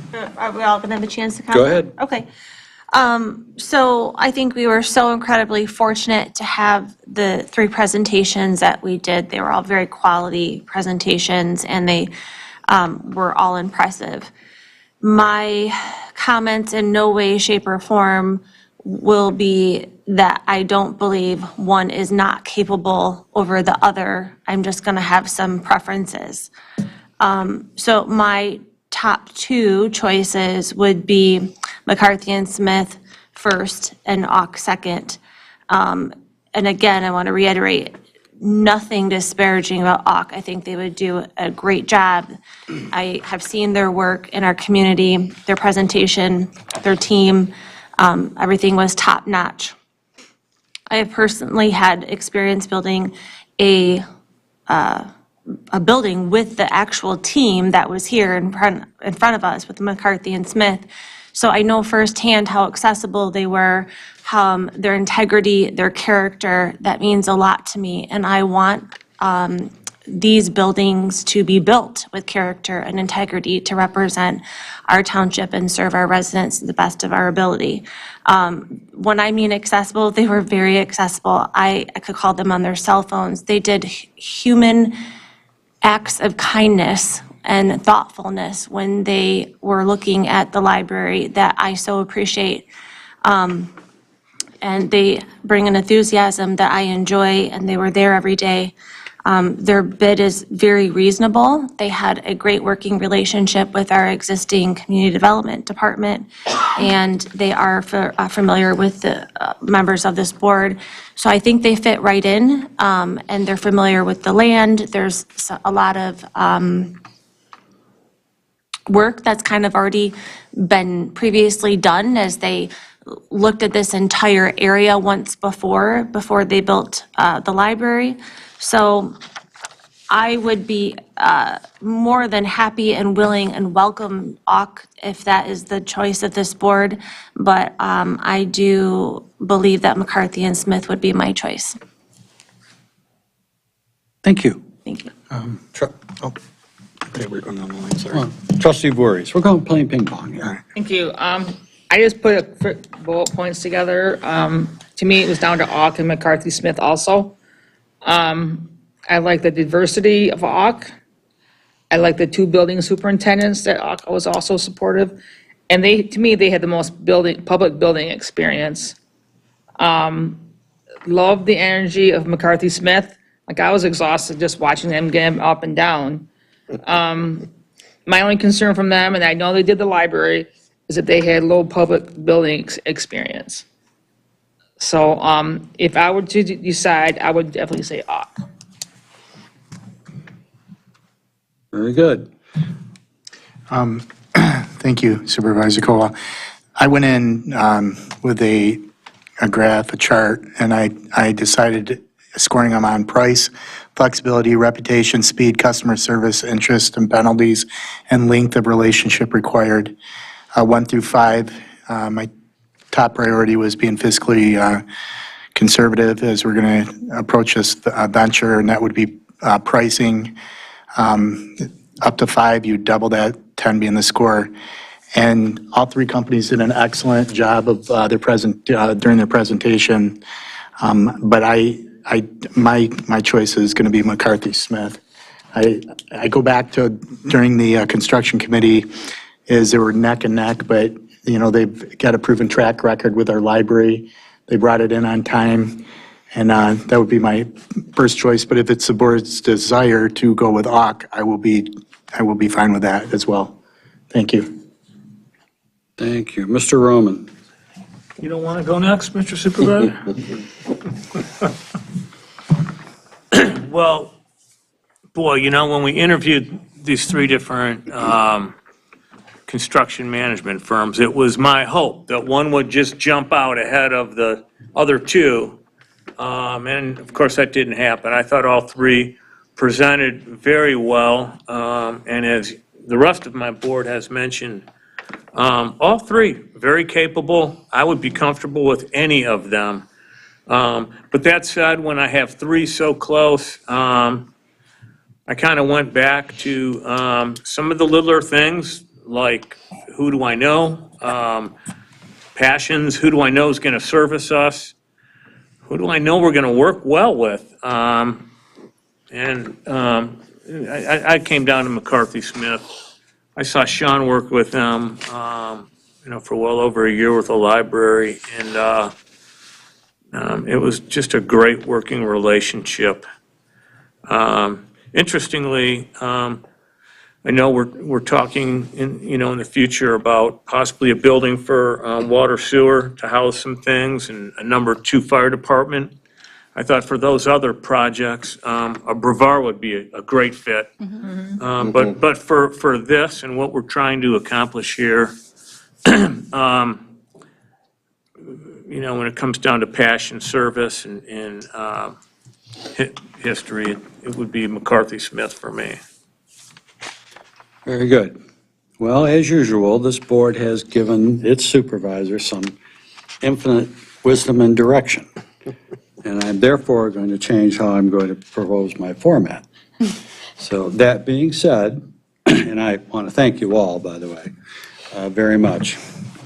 I'm going to make a motion for the construction manager at risk contract be awarded to McCarthy and Smith, and to work with the staff, committee, and attorneys to negotiate all final agreements that are required of this arrangement. That Second. is, Are you finished? that is my motion. Second? I have a Discussion? motion, second, and discussion. I deliberately didn't bring this up during my summary, but I do want to point out that on a very objective scale and mathematical calculation, Brevard was at an 8.32% of construction cost. AUK was at 7.26, their fee is 7.26 of the construction cost, and McCarthy Smith was at 7.04% of construction cost. So I think this board, in their summary, is being very wise. Motion, support, roll call vote. Trustee Smith, Yes. Clerk Noble, yes. Supervisor Kowal, Yes. Treasurer Roman, Yes? Trustee Powell, Yes. and Trustee Boris. With comment before I give you my decision, still believe in AUK. I would love to have that AUK, but just to be a team player, and want us to be on the same page, I'll vote yes for McCarthy Smith. Motion carries. McCarthy and Smith has been awarded our construction manager at risk, and the committee will move forward with this necessary instructions. Devil's in the details, so we'll see how And that. agree, Andrea, we all agree AUK was great. Yeah. It- I don't No, I think, agree. yeah, I don't think Yeah, there's I any mean, I'm a It criticism. was a tough choice. Yeah, very tough. Item K, we just received this, so I'm not sure if all of you did receive the opioid settlement. It just came in. Yes. It just literally hit my desk. And this is going to be, again, an agreement resolution that we have to have in place in order for us to qualify for some of the funding. There are a variety of distributors in there. Some of them I've heard of, some of them I have not heard of. But nonetheless, this is a requirement. Counselor, any comment on it? Okay. So if we want to be part of this funding, then I would highly recommend that the board adopt this, and we will await the final numbers, the final numbers, I should say. Okay? It says we will approximately roughly $16,980 over 13 years from TIVA, $10,116 over 7 years from Allergen settlement, and $22,461 over 10 years CVS settlement, and $12,219.49 over 1 to 6 years from the Walmart Corporation. Total estimated amount for the 4 settlements is $62,277. The actual amounts may vary, so these are, but it's monies that will come into our community that we will work together with our public services to see where they can be best utilized. And I will remind this board that we have funded youth assistance and things like that for services for this county, for this community. And there may be some importance for organizations or like that, I'm just paraphrasing here, that in the future, we could dedicate some of these funds for prevention of addiction of drugs. So I'm certain my board members feel the same way that I do. So therefore, Andrea, would you like to make a motion? Like, hang on, pass resolution number 23009, the resolution approving opting in to the National Opioid litigation settlements. Say that 10 times. Opioid litigation. With CVS, Walmart, Treva, and Allergan. TIVA. Support. We have motion, we have support, all in favor? Aye. Aye. Ayes have it. Thank you. I think Very it's a good. wise decision, obviously, on this part. It's a little scary that all that's going on, but it is what it is. Item L that we added, assessing vehicle purchase. David, it has come to my attention that we had a vehicle that's just one of the, we had 3 vehicles in assessing. all 3 Ford Escapes from 2008.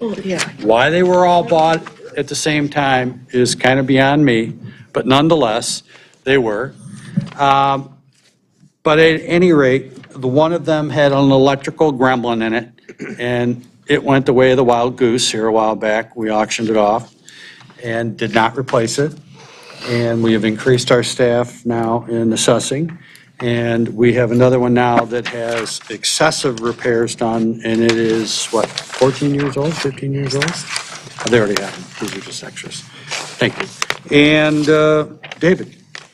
Well, first, I appreciate you considering this item, seeing how it was just brought to the board this evening. Last week, the assessing vehicle that we're discussing was driven and was reported to be shaking considerably and taken to Suburban Ford Waterford for an estimate of repairs. The estimate of repairs has been provided to you. It's around $3,700 in repairs. I think it's the vehicle that we discussed earlier today that's not roadworthy. And really, the debate is, do we want to put money into that vehicle or do we want to replace that with something new? Concern is that if we repair this vehicle, we'll just be back repairing the vehicle and something will happen to the old vehicle. I think that a replacement plan for these 15-year-old vehicles is something that makes the most sense from a financial standpoint and a safety standpoint for the staff. I know that the supervisor's office has been involved with looking at vehicle options and come across one that there's a tight timeline on relative to pricing. And my understanding, and correct me if I go wrong, that we've got a price with a $5,000 rebate that expires in a couple of days. So really, I know that it's quick, and again, I appreciate you even considering this, and we can open it up to questions or discussion. I have a question. 15 years is the vehicle, both vehicles are 15 years old? Correct. They're rusted out, correct? Yeah, that's correct. They're unsafe, correct? You know, I haven't driven them all that much. I know that Bob and Heather took it out for a ride, and that's when it was discovered. And I think they were going down to the street just to see, and then it came back, and they wanted to get it down to Suburban for an estimate. And So it's yeah. fair to say. It's fair to say they're In your unsafe. experience of Yep. 20, 30 years in municipal government, working at Novi in the county, typically you don't see municipal cars go 15 years. No, never. I'm for this. Okay, any other questions? Is this good old number 44 on the log? Yes. So we're, yeah, we- Mr. Powell? I guess I had a couple questions. There's item number, or car number 43 in the township fleet is a 2008 Ford Escape as well. We have the next two of one. them. And I don't know the difference of the numbers on your sheet, and I apologize for that. Understand. But one of those vehicles then on that sheet is the one that's down at Suburban, waiting on a decision. What do we want to do with it? So And so my question is, will I be back? next month, is he going to be back asking to replace the other one? Well, when you have vehicles are this old, that answer could be yes. So why can't we plan ahead of time and say, can we negotiate for two instead of one? Well, I can make that work if you give me the okay tonight. I'm just stating, Yeah. if he comes back next month, then I would be upset because we didn't plan.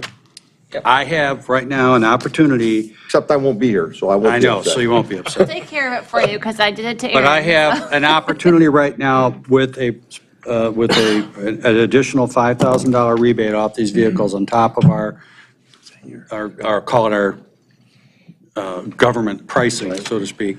But the program expires literally Friday. I would need to make a commitment on these vehicles, okay? And they're at roughly $33,408 each. There are a few of them available that we could get.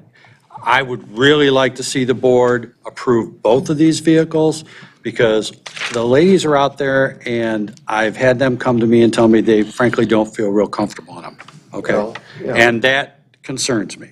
I've got several vehicles at my house that I don't feel comfortable in, but yeah, but I don't have to work in them. No, you don't. So my next question is, we purchased a new pickup truck for the building department. The Explorer that we released is a lot newer than this. How come we didn't plan to get rid of these when we had a newer vehicle instead of getting rid of that vehicle? It wasn't brought to my attention at that time. Well, that's what this is for, Rick. Dan, at the To be time, able to plan. you can bring that up all you want. There was no imminent problem at that time that the vehicles had an issue, or else I would have offered them in rotation. All right, Okay. and the next question is, we have police vehicles. Our Aaron is driving a police vehicle.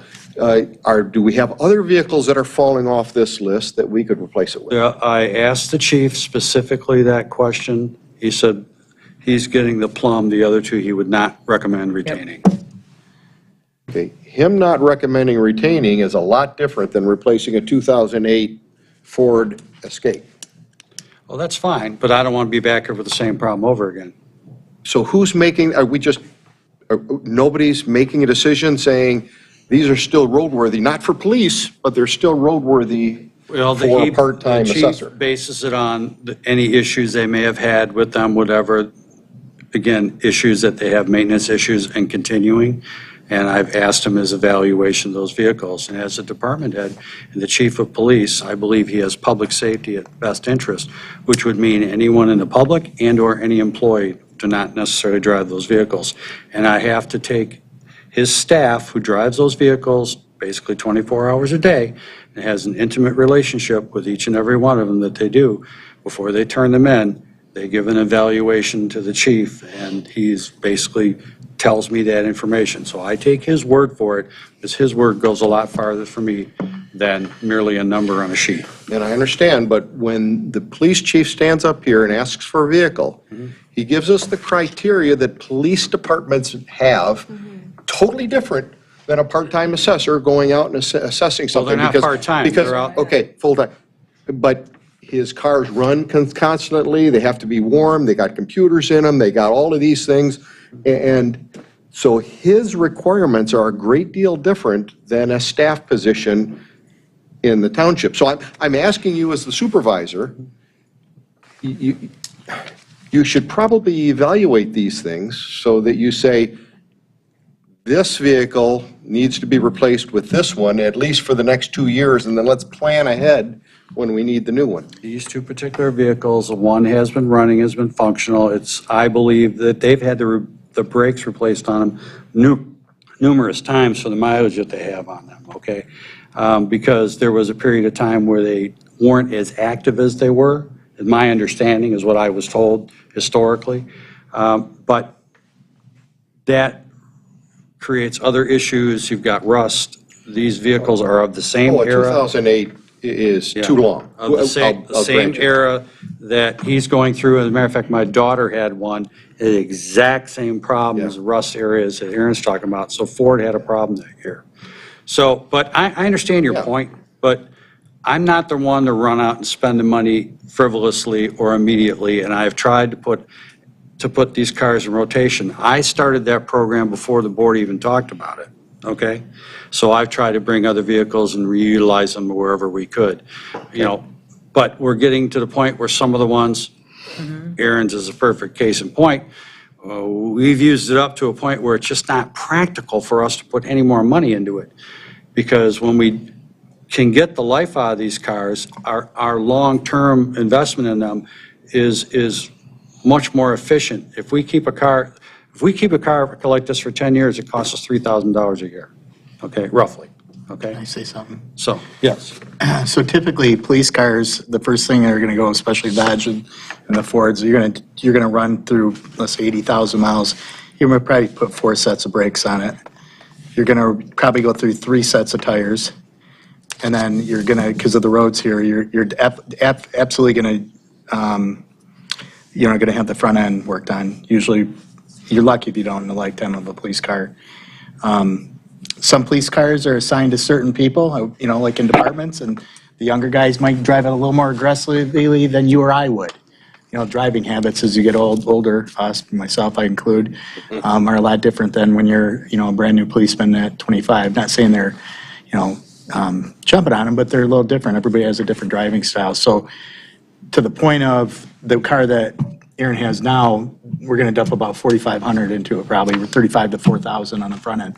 This car wasn't driven. Some cars are driven, they run 24 hours that they're transferring over, is going to not have as many issues as, according to the chief. That's kind of how I would best say you can evaluate them. As far as when we were doing the truck for the building official, Nick Spencer, if you remember, it took about a year to get those, and the used cars were here. So we were going to save, those are $45,000, 2 trucks piece, that's $80,000 worth of equipment that we would have, if we would have traded them 3-4 months later, we would have been locked in and only spending $34,000. By us, even a year later, the price went up to $39,000 for those two, for $80,000 worth of car. I mean, it's the best car trade I've ever made in my life. To answer a point, what concerns me most about these cars is they sit, but they don't. They're 8 years old, so the muffler's going on them. They're not safe anymore. And if we got 15 out of the last group, to your point, it's going to be we'll get 10 at least. 10 out of this group. Is what I would suspect. And now things are a little bit different. But to your point, if we're going to do it, I'm all about locking the price in. Yeah, If we're going to do it, we might as well get 2. But we also have a different approach here. Since I've been here and since Aaron's been here in particular, there's been a much more attention to detail, paid attention to the vehicles than there has been historically. Okay? And So Mike- that makes a big difference, Mike, and you know it. And for I don't want to burden, they've got 3 people and then Bob does maintenance. So every time I'll take either car up myself, have the tires rotated, drop it off for an oil change, routine maintenance, and then we'll send it back to Director Potter's, I'm losing my mind, who does, I can't think of her name now. His administrative assistant. Deborah. Sorry, it's been a long day. To Deborah to log that, that information in. So we are keeping up on it as far as on our end, Mike and I. We actually have and Sean's a group. plan in place now that was not around before. I'm not going to get into what I had to deal with in the past and what I inherited, but it is now improved and it takes time to get through that. And these vehicles, again, my comment was, why would you buy three in particular at the same time, okay? Because now it puts us up in a scenario where now they're going to go to hell in a handbasket at the same time. And I couldn't agree with you more. And I was not going to come to this board and ask for 2, but since you brought it up, okay, I would love to get 2, and that should suffice our department for a considerable amount of time. I think maybe 3 might have been too many, okay? But I think 2 is adequate. We do have more people. We do have a lot of things going on in assessing. Dave has them out on the road quite a bit, so, I just think it's a wise move. It took us a year to get those cars ordered, by the time they sat in Detroit, both trucks. Nick's came in, about a month early. They're both sitting at the same spot. It was so frustrating. But to have them built took exactly a year. And I know Sean, our director, he said, get a loaner car. They're backed up, right, for that you were speaking of. So everything's backed up if we can get these now and lock the price in, I think we're further ahead. Now, the used car market's starting to come down, it's starting to plane out a little bit. So that's my 2 cents. Mr. Supervisor, I have a couple of questions and comments since we just received this, fairly benign. I'm sure you can answer them. So, I agree with Trustee Powell that we need to work on this log. Is it in better condition? Yes. I'm not criticizing it. It just can be better. It can be a better tool for all of us to try to move the puzzle around to see what we have for future planning for all departments. So I'm not criticizing it. I'm glad that we have it. I just think there's room for improvement on it to help all departments. So I would ask that we just continue to try to hone in on that and fine tune it a little bit. It is not still the best time to buy, and we all know that. But my questions are, I see in your memo that there's a $5,000 rebate, but I didn't catch, and if I'm just skimming it because I'm getting it now, is there any trade-in from Suburban, Ford, or government discount to these vehicles? I'd have to defer to the supervisor's office relative to government discount on it. And then what we're going to do with the old vehicle, I don't know, it's still sitting at Suburban. We weren't sure if we're going to get it fixed or if we're going to try to sell it or donate. Probably, we'll have to cross that bridge when we get Well, there. what but I don't want to fix it. That's. I would recommend auctioning it off, like we do the police cars as is, not putting more money into it. I'm just wondering what's going to happen to it. Yeah, Will we'll auction auction it. it? Will Well- Suburban willing to take a trade-in, anything? I'm just curious of what, We won't, we'll get more on auction and we will for trade-in on that and- vehicle. okay. As you can see, Zotz has, they come in, I mean, they're literally not hardly making any money with these cars that, when they sell them to us, if they make $400, $300, But that'd this be doing a isn't that, favor. this is Suburban. One of, Yeah, isn't it Zot? This But is different. the quote's from Zot for the new Yeah. vehicle, but we have it at the Ford at That's Ford. Suburban, yeah, okay, I understand. This is. Oh, I apologize. Okay. So Zot would be the It's at cheapest, right? Suburban, but we're purchasing from Zot. Yeah. No, the vehicle Is is at at Suburban? Suburban for repair estimate. The new vehicle will be coming purchased from Zot. Yeah. Got it, okay. Okay, and so I just, I see it as two options. We either buy now, one, and work on this log to see if there's any movable, workable vehicle to replace a second 2008, or we buy two now. I mean, that's kind of basically what we got as our two options. Well, I will tell you And that, without the work on the log, we're kind of going blind on, do we know if we have something that can fill in for assessing or not? we really don't have any extra vehicles, believe it or not. When people get busy and things are happening around here, that parking lot will go and look like it's full and then it'll be empty and people are off and running. They're deficient, probably more than one vehicle, but right now we got to do things one at a time within the number of people that we have. And I think that was a good choice the board made, although I think we need to get a crane boom for it. I think that's very important, but that's another subject for another day. I would just recommend, because the simple fact here, if we buy two vehicles, we're going to get $10,000 in rebates, and I really think it would be in our best interest to move forward. I like Trustee Powell's suggestion, lock the price in, why we can, because, it's just going to go up, and we keep going down this path, we're going to be spending more money on maintenance to get those other roadworthy. So it was a great suggestion that you had. Lock it in. Sorry. Yeah, I agree. I'm in comment too. I agree with Mike Powell. I was about ready to say, let's do two. There's something worse, and I say this of any community, any company, when I'm driving along, I see a White Lake Township vehicle dead alongside the road. I'm embarrassed, and it's not necessarily White Lake, I say that of any community. Or all rusted up. Or just a disaster. I wouldn't want to get in that vehicle if it's shaking the safety.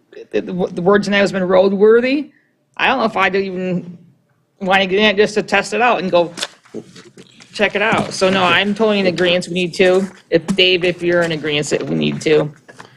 I mean, Dave would love to have two I would cars. love it, but it is the board's pleasure. And again, I do appreciate you taking this up on last minute notice. And, we thank Bob for taking it down there, and we're kind of drawing straws, seeing who had to pick it up after we got this report, so. Cast lots, who's going to drive the car down? You made it. Okay, that being said, I'd like to try to move this along. Is there any other conversation on this? I'd like to make a motion. Please do. Mr. Supervisor, I'd like to make a motion to approve two Jeep, 2022 Jeep Compasses in the amount of $66,816 from Zot Automotive Group here in White Lake Township, Supervisor to sign. for the supervisor to execute that document. I will, Mr. Roman? Can you also add to that motion, auctioning off two of those vehicles? Yeah, and/or auctioning off those two vehicles, 2008. 2008 Ford Escapes. Escapes. And I'll support that. Thank you. Motion, support. And under discussion, just a quick note, probably it's time to remove T Lily 9 as the email address. Yeah, I saw that this morning when it came in. Yeah. Yeah. the email address on it. You can track the Yeah, email we'll take address. care of that. I saw that. Good catch. I was laughing when I saw that. We have motion, we have support. All in favor? Aye. Opposed? Ayes have it. Thank you very much. Thank you. Don't tell the ladies. It was worth staying around. It was worth staying around, wasn't it, Dave? Tell them it went down in flames. I'm sorry to tell you, your meetings are video recorded. I know. We can have a little fun. Okay, you gotta have a little fun in life. Next item, discussion, 9885 Cedar Island Road. You get the floor. Yeah. Mr. O'Kane hired an attorney. She contacted me yesterday, filed an appearance and answer, reached out asking me if we can have a meeting this week to put together a timeline of progress dates so that everything can be taken care of on the property. She has indicated that he has vacated the trailer. And you don't know this, but there is simultaneous enforcement action for the property on Sarah. That's in the district court. It was a ticket that was issued. And she's also representing him on that. We had court this morning. We adjourned it for 30 days for them to make more progress. She indicated there's a dumpster on the property and they've already made significant progress. They're allowing the ordinance officer to go onto the property, again, this is the Sarah property, to help him determine what needs to be removed and to meet code on the Sarah property. And then we're going to be back in court in district court in 30 days on that. And on the Cedar Island property, I'm going to have a conference call with the attorney to help figure out a timeline on when things have to be done. And of course, I'll work with staff to assist on that. Doesn't seem like this is going to be any contentious litigation. Any idea of where the gentleman is residing? I don't know. I don't know. It may very well be Sarah. I don't know. I don't know what you just said. It may be The property on Sarah. The other house that he has. Oh, that's the other house. Yeah. I didn't I'm connect sorry. the two. Yeah. I'm It's sorry. the primary residence, so that would be the Sarah property. I'm sorry, yes. Oh, There's thank two you. properties at issue. One is the circuit court litigation you authorized, which is Cedar Island. The other is the municipal civil infraction for property maintenance code issues. Okay, same owner, though. Same owner. Didn't catch that. Yeah, I wasn't listening to Mike. Okay. Anything else, Ed, Counselor? Okay. Civic Center Committee update. Well, you kind of got it all live and personal here tonight. That's, I think, the gist of it. So anything you'd like to report, gentlemen? Can I jump in? Please. So, we met this morning with Beckett and Rader, as well as, Do they know who Beck and Rader is? Beckett and Rader is the civil engineering company. Correct. And also, we met with Stuart Pettit joined us, who is the architect for the new Township Hall. And of course, they don't have the history that we all have had, because we've had the Civic Center Development Committee ongoing for a couple of years. But they wanted us to discuss with each other the location of a new Township Hall. And, we had presented to them that the choice by the board in the past had been to bring that building kind of back off Elizabeth Lake Road to where the land slopes down toward the wetlands so that we could have a walkout lower level. Is there anyone that doesn't like that thought process, that would rather see a Township Hall go really on Elizabeth Lake Road? Does anyone feel that way? And if so, jump in and discuss. Let's talk about just very briefly why it even came up. The civil engineers, planners are looking at it with fresh eyes. And they, as Mike said, they don't have the history. And they were just thinking that it would provide for an immediate presence of the township right on Elizabeth Lake Road. The driveways could be off of Elizabeth Lake Road. All the utilities could come directly off of the roadway. Therefore, the upfront construction cost for the site work would be less the closer you put it to Elizabeth Lake Road. Not having the history before them, they didn't they didn't understand the thought process of moving it back. And so there are pros and cons to moving it back as well. So I don't want to get into all of those pros and cons, but I wanted to, at least you to understand why they even presented it up on Elizabeth Lake Road as an option.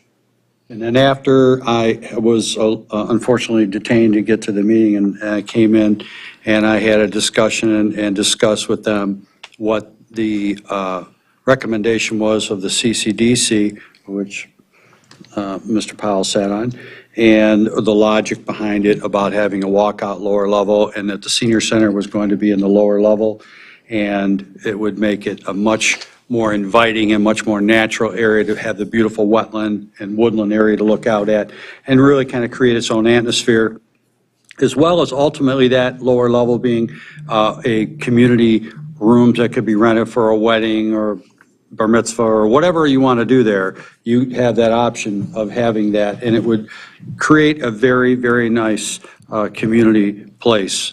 And that option would not be available if we moved it up on Elizabeth Lake Road. And then the other end of it, we explained to them is that we want to maximize our financial return on the property. We are a destination. People don't have to drive by our building and go, oh, look, there's a township hall. People are going to come to us when they need to get a permit, to get a dog license, pay their taxes, whatever it is. They will find us, okay? And when this is done, they're going to know exactly where we are.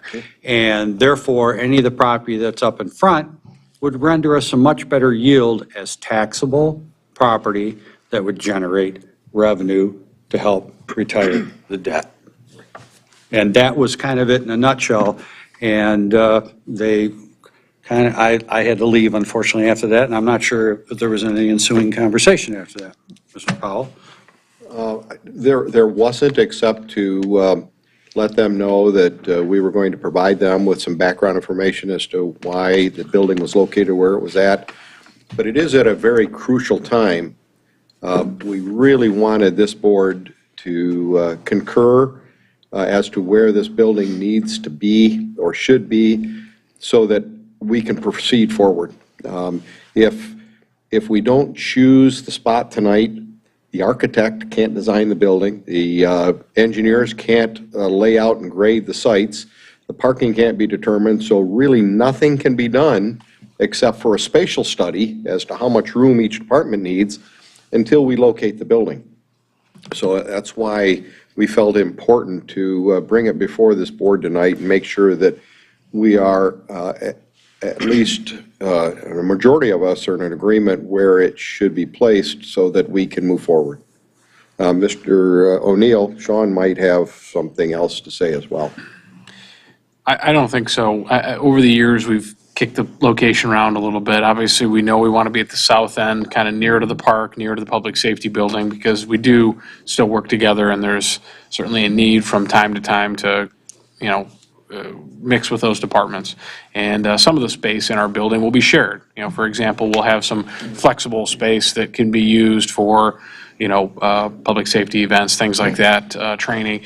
So it makes sense to be located near them, but I guess I agree with everything that's been said here. It seems like, the back of the site's where everyone seemed to want it to be. I think there's some opportunity to take advantage of that walkout level. We're going to want to potentially enter the building at two different levels because we've got so much going on, and it just kind of creates an opportunity for people to kind of park adjacent to the level that they need to use. And so I think it just makes the building more accessible to the public, especially with the senior center there. Some of the folks that attend programs there aren't going to want to traverse the entire building to get to where they need to go. And so I think having those double entryways, one on each of those two main levels is to me kind of a key tipping point. Additionally, we talked a little bit about this today, when you kind of tuck the property or the building to the back of the property, there's some unattractive functions of the building, any building. There's a dumpster enclosure. We're going to have some sort of maintenance garage there somewhere to store equipment and implements that are going to be used to keep the building up, and generator, things like that would otherwise be kind of stuck out in the middle of a parking lot if we were tucked up near the road. And so, our operation has maybe more of those things you'd like to hide than the average operation that might locate along Elizabeth Lake Road. So it provides us an opportunity to kind of tuck those away back there as well. And so I think you could probably come up with pros and cons for both, but I'm on the same page as everyone that's spoken tonight. Everyone good then? Or just- Yeah, just- I mean, if does I it- may, my thoughts are similar. We have envisioned, and we've all envisioned it being in the back for all of the reasons that my colleagues mentioned tonight. I hope it to be, I think everyone does, to be a multi-purpose building. Right now, 30-plus residents don't come to us to do business, and we have our faithful 4 here tonight, and it's normally 2.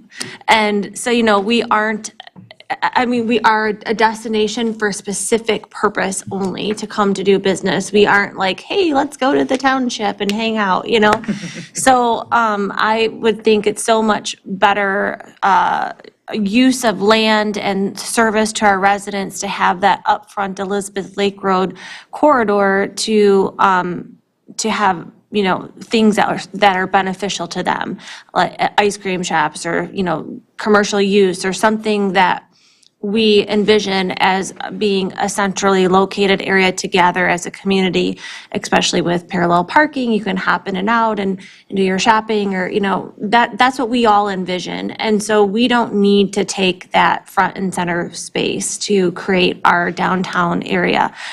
People, like Rick said, if they need to do business, they will conduct find us. business no matter where we are.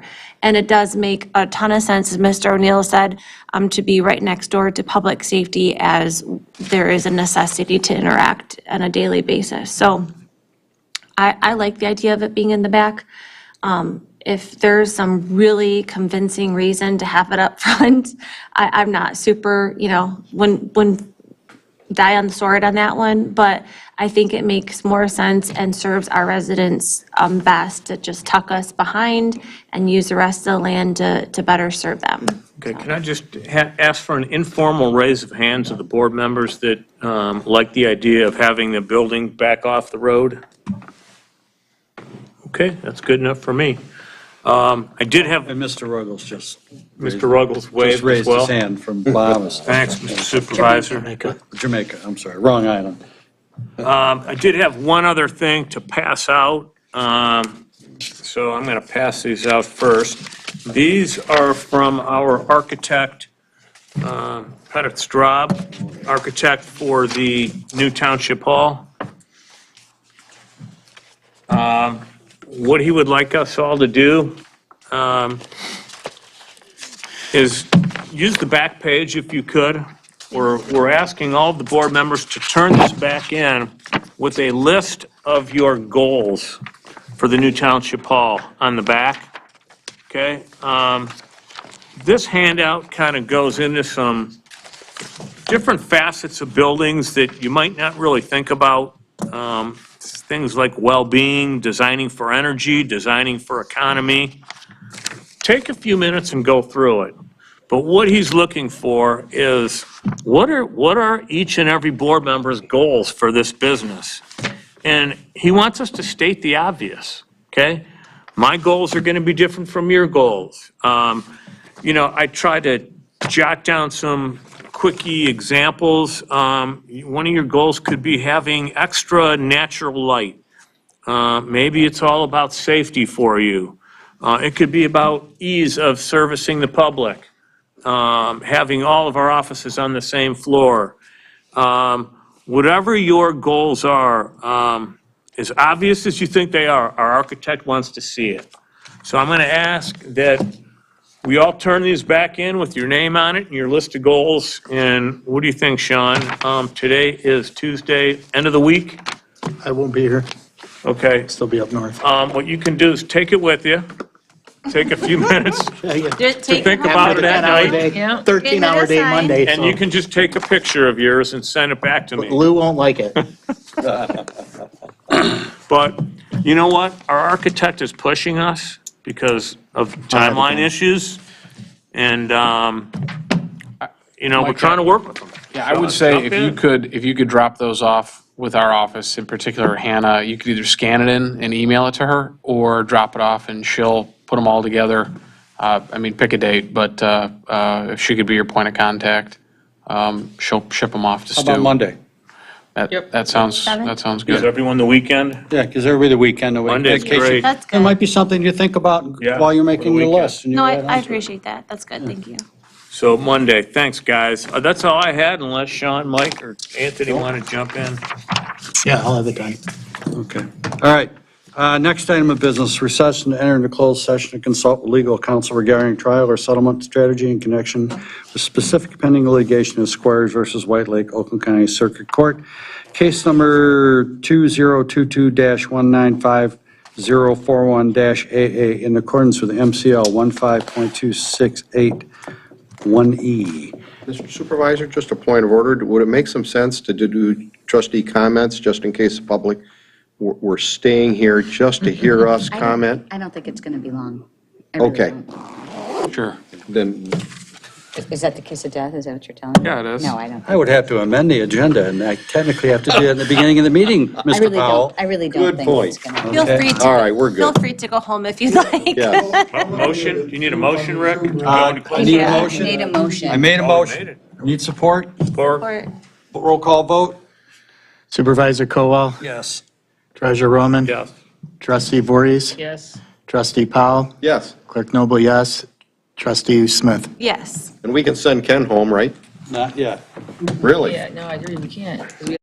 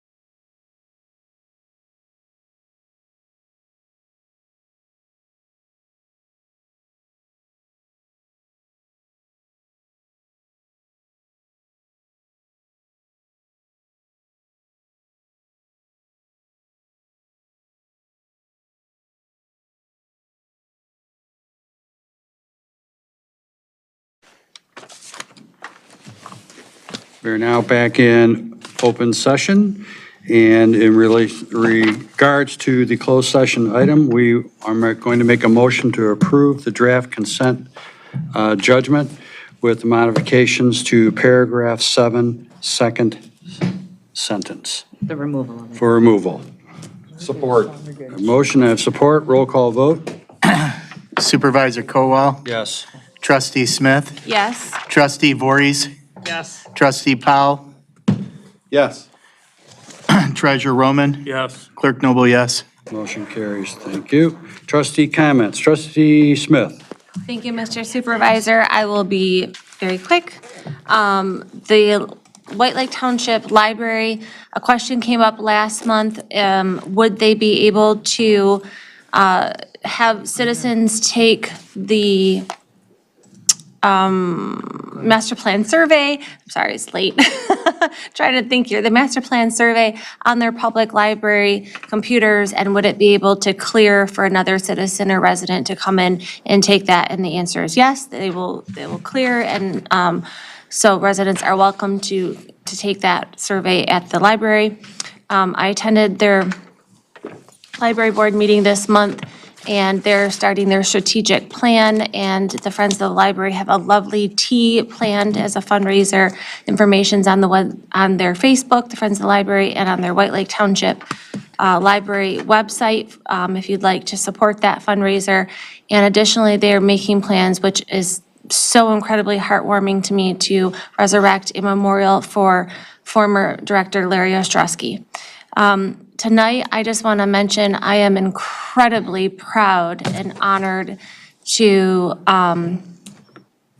have such heroic police officers in our township. And I want to thank each and every one of them for their service to our community to keep our residents safe, and the extraordinary job that they did to receive those recognitions and awards tonight. And I want to thank them for that so much. That's all I have. Thank you. God bless. Thank you. Trustee Voorhees. The work at the Stanley Park has started with cutting down of the trees. And in an attempt to make it brief, Historical Society is off their winter hiatus. So if anyone is interested in attending the Historical Society meetings, they start again in April, the second Thursday at 7 o'clock. We would love to have some newer and different faces. See you there. Have a great night, everyone. Very good. Mr. Roman. I just want to thank my fellow board members for all of your efforts into our new Township Hall and Civic Center. Mike Powell, probably especially you put so much time in. We're a great team. It's just a pleasure to work with all of you guys. Mr. Powell. Mr. Supervisor, I just had one item. We have two road commission projects, Tegradine and Elizabeth Lake Road, and Oxbow Lake Road, and Elizabeth Lake Road. I got caught between the two of them last week because of a major accident on Bogey Lake Road. And the only way to get north to M59 was to go all the way over to Teeple Lake Road or to Williams Lake Road when you were right in the center of our township. That being said, I'm wondering if you might be able to reach out to the road commission and ask them to somehow stall the replacement of the culvert on Cooley Lake Road until the other two projects are completed, so we don't stop now the east-west traffic from being stopped like they've done the north-south traffic. And if they could just delay that to allow our residents to traverse the township in this tough time, that'd be great. Okay. Thank you. Duly noted. I'll Can make the can I call. amend my one comment? I just want to, because it made me think of that, the roundabouts. I want to mention for our residents that Oxbow Lake Baptist Church is open, and memberships and anyone new is welcome to attend. They're right outside the construction zone of those roundabouts, and I just want to make sure through, especially this Easter season, that everybody knows that that church is open and welcome, and you can get there. Thank you. Mr. Noble. I'd just like to thank the police officers that for the heroic accomplishments that was mentioned tonight. Job well done. And I'd like to thank Treasurer Roman and Trustee Powell for getting us to this point. It was a lot of work, a lot of reading, a lot of talking back and forth, and also thank the board. I think we had a great decision tonight. Yeah. Coming as one. Good. So, Thank everybody for their cooperation. Obviously, it's a team effort, and everybody carries a different part of the football at times, but we are moving it forward, and that's the most important thing. There'll be a lot of time spent in the future, some decisions will have to be made. It's good to see that the thought processes that we have from the CCDC are carried through, and we took a lot of their recommendations to heart. And I certainly thank that group for their committed, great commitment. I mean, again, 90+ probably percentile attendance over the last, 3 years almost now? So, good group, working well, and had our first CIA meeting, and of course, that's rolling in the right direction, and I'll keep you posted on that as things go along. With that, I say, good night, God bless, and motion to adjourn. Support. Or, Motion and doesn't matter. support by Trustee Smith. All in favor? Aye. Aye. Adjourned.